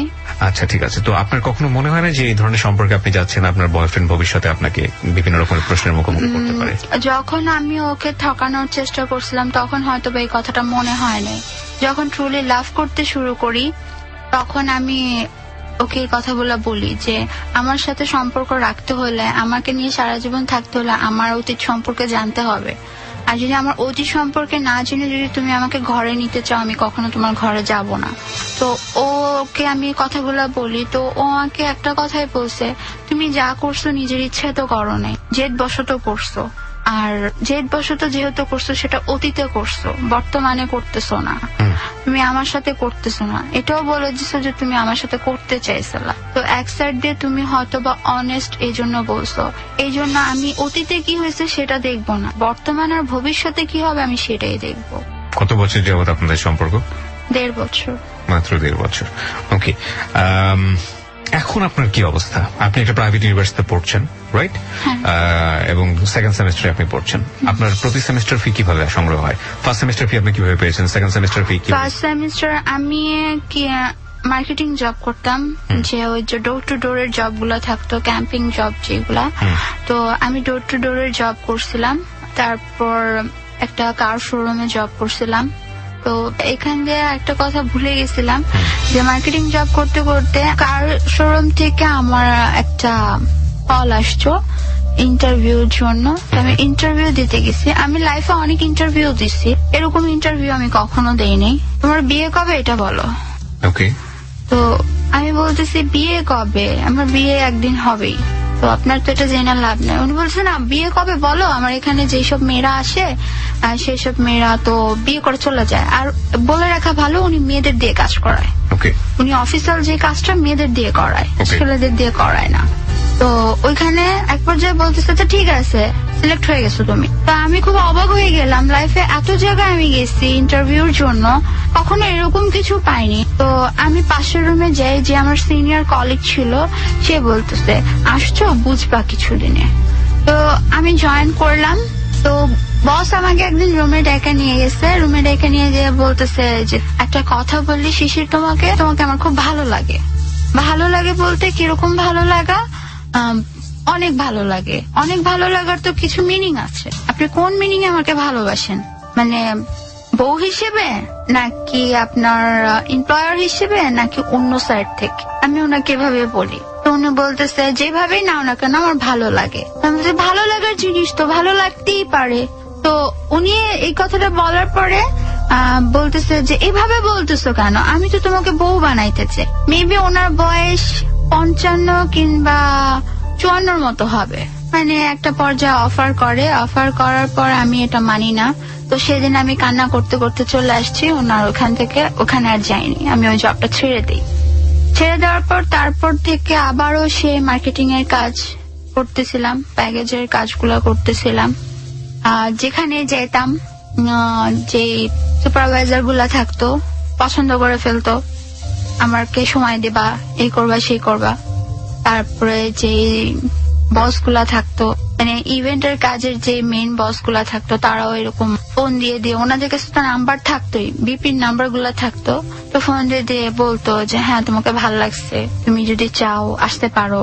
এবং আপনি অফারগুলো কি নিতেন? না, আমি অফার গুলা নিতাম না। কেন নিতেন না? কারণ আপনার তো অর্থের প্রয়োজন। আমার অর্থের প্রয়োজন ঠিক আছে, কিন্তু সব সময় আমার এটা মনে হতো যে আমি যদি এই কাজটা করি, আমার মা আমার ওই কথাগুলো শোনার পরে যে কষ্ট পাইছে, হয়তোবা তার চেয়ে আরো বেশি কষ্ট পাবে। কিন্তু আপনি তো বেশ কিছু ছেলের কাছ থেকে ফোনে কথা বলে হোক বা যে কোনো কথা বলে হোক, আমি তো সেটা আমার বাবার উপরে জেদ করে করছি। রাইট। আপনার মা যদি আজকে বিষয়গুলো জানে যে এতগুলো ছেলের সঙ্গে আপনি এই ধরনের সম্পর্ক করে তাদের কাছ থেকে আপনি টাকা পয়সাগুলো নিয়েছেন আপনার লেখাপড়া করার জন্য, যে কোনো কিছু, আপনার মা এই বিষয়টাকে সহজভাবে নিবে? সে কখনোই মানবে না, সে অনেক কষ্ট পাবে। নেসেসিটি নোজ নো ল, মানে প্রয়োজন কোনো আইন মানে না। বহুবার একটা কথা বলেছি, প্রয়োজন কোনো নিয়ম মানে না। পেটে ক্ষুধা লেগেছে, তখন যদি খাবার আপনাকে শেষ পর্যন্ত চুরি করে আনতে হয়, আপনি কি করবেন? বেঁচে থাকার জন্য হয়তো আপনাকে সেটাই করতে হয়। তবে না করাটাই ভালো। কিন্তু এই ভালো কতক্ষণ পর্যন্ত ভালো? আমরা আসলে যার জীবনের অপ্রিয় সত্যগুলো এখানে তুলে ধরেছি, সে আসলে নিতান্তই এক ধরনের অসহায়, এবং অসহায় হয়ে বাধ্য হয়ে এমন কাজ করেছে। কেন আপনি আজকে যাহা বলিব সত্য বলিবতে এই জীবনের অপ্রিয় সত্যগুলো লাখো মানুষের সামনে বললেন? আমার মনে হয়েছে আমি যে ছেলেদের সাথে এই কাজগুলা করছি, মানে ওদের ফিলিংস নিয়ে খেলছি, ওদের ভালোবাসার জায়গাটা নিয়ে খেলছি, হয়তোবা আমার এটা করা ঠিক হয়নি। কারণ মন ভাঙা মসজিদ ভাঙার মতো, তো আমি ওদের মন ভেঙে অনেক বড় অপরাধ করছি। হয়তোবা সেটার শাস্তি আমি পাইতেছি, এখনো কোনো সলিউশন হয়নি।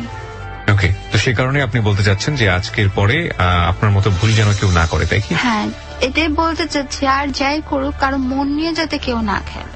ওকে, আর আপনি আজকে এখানে যে পরিস্থিতিতে বাধ্য হয়ে আসলেন, স্পেসিফিকলি আপনি যদি বলেন যে বাবাদের রোল আসলে কি হওয়া উচিত পরিবারে? বাবাদের মানে আপনার বাবা যদি আপনাকে হেল্প করতো তাহলে তো আপনার আজকে জায়গাটা না, আমার বাবা যদি সবসময় আমার উপরে সেই গাইডলাইনটা দিয়ে রাখতো, সেইভাবে যদি সে প্রোটেকশনে রাখতো, প্লাস তার যে বাবার জায়গাটা, সেই জায়গাটা যদি সে ফিল আপ করতো, তার দায়িত্বটা যদি সে ঠিকঠাক ভাবে পালন করতো, হয়তো বা আজকে আমার এই দিন দেখতে হতো। ওকে, আমরা এবার মুখোমুখি হচ্ছি যিনি অনুষ্ঠানের শুরু থেকে আছেন, জাতীয় মানসিক স্বাস্থ্য ইনস্টিটিউটের প্রফেসর ডক্টর তাজুল ইসলাম। তাজুল ইসলাম, কি বলার আছে আপনার আজকের এই ঘটনা শুনে?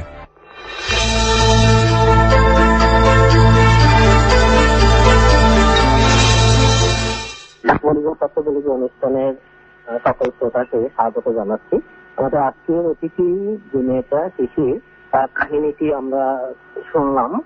অনেকেই হয়তো ব্যথিত হবেন, আমরাও ব্যথিত হয়েছি যে নিজের বাবা সন্তানদের প্রতি এরকম যদি আচরণ করে। আমরা আসলে জানি যে সব বাবাই একেবারে নিজের জান দিয়ে হলেও তাদের লেখাপড়া করার চেষ্টা করে বা তাদের উন্নতি জনের চেষ্টা করে, কিন্তু শিশিরের ক্ষেত্রে সেটা হয়নি। তো যাই হোক, শেষ পর্যন্ত যেটা হলো, বাবার যে নষ্ট চরিত্র আমরা বলতে পারি বা খারাপ মানসিক চরিত্র, সেটা কিন্তু জেনেটিক্যালি তার ছেলে মেয়েদের মধ্যে পাওয়ার কথা। এখন শিশির নিজেও কিন্তু বাবার মতন আবার খারাপ হয়ে গেল। সে বিভিন্ন ছেলেদের সঙ্গে ফোন করে তাদেরকে প্রলোভন দিকে তাদের কাছ থেকে টাকা নেওয়ার চেষ্টা করা। তার একটা সুন্দর বয়স আছে, কথা ফোনে টেলিফোনে হয়তো এই সুন্দর গল্প করে অনেকেই প্রলোভিত হয়। শুধু শিশির কেন, এরকম কিন্তু খারাপ ব্যবসা করার অনেক ইতিহাস আমরা জানি যে টেলিফোনে বা মোবাইলে এরকম হচ্ছে।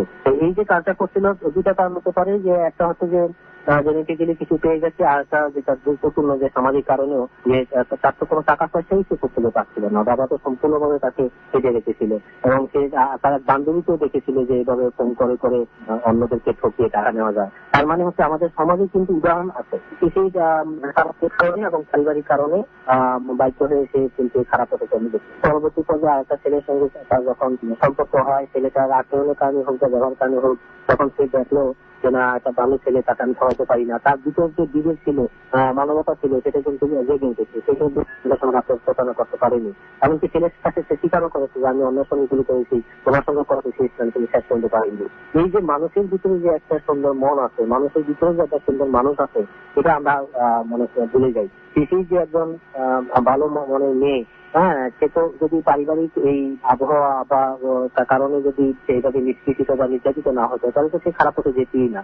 যাই হোক, আমরা শেষ পর্যন্ত আমরা লক্ষ্য করলাম যে খারাপ পরিবেশের কারণে মানুষ খারাপ হয়, যেটা শিশুদের পরিবারে ছিল। আবার একটা ভালো ছেলের সঙ্গে সংস্পর্শে এসে সে কিন্তু আবার ভালো হয়ে গেছে। এই কথাটা আমাদের সমাজে মনে রাখতে হবে যে আমরা যদি মানুষকে ভালো রাখতে চাই, আমাদের প্রজন্মকে ভালো রাখতে চাই, তাহলে আমাদের উদাহরণ সৃষ্টি করতে হবে। সেই জন্যই এই সমাজকে অপরাধ মুক্ত করতে হলে পরিবার থেকে শুরু করে সমাজের সব জায়গায় কিন্তু রোল মডেল হিসেবে আমরা যাদেরকে দেখি, মানে সেখানে কিন্তু মানে মনুষ্যত্বের, বালকত্বের বা সততার যাতে উদাহরণ থাকে, তাহলে কিন্তু আশেপাশে যারা অপরাধী আছে তারাও কিন্তু সে আরো পরশে, তারাও কিন্তু নিজেদেরকে পরিবর্তন করে নিয়ে তারাও নিজেরা আবার খারাপ পথ থেকে ভালো পথে ফিরে আসতে পারে। সেটার উদাহরণ আমরা আশা করি যে একটা সৎ এবং মানবিক এবং নৈতিক জীবনযাপন করুক, আমরা কামনা করি। আশা করি তার অতীতের যে নারকীয় নির্যাতনের ঘটনা বা অসহনীয় জীবন চলে গেছে, সামনে জীবনটা তার তেমন থাকবে না, সে সুখী হবে। আপনাকে অনেক ধন্যবাদ। আপনাদের সবাইকে ধন্যবাদ।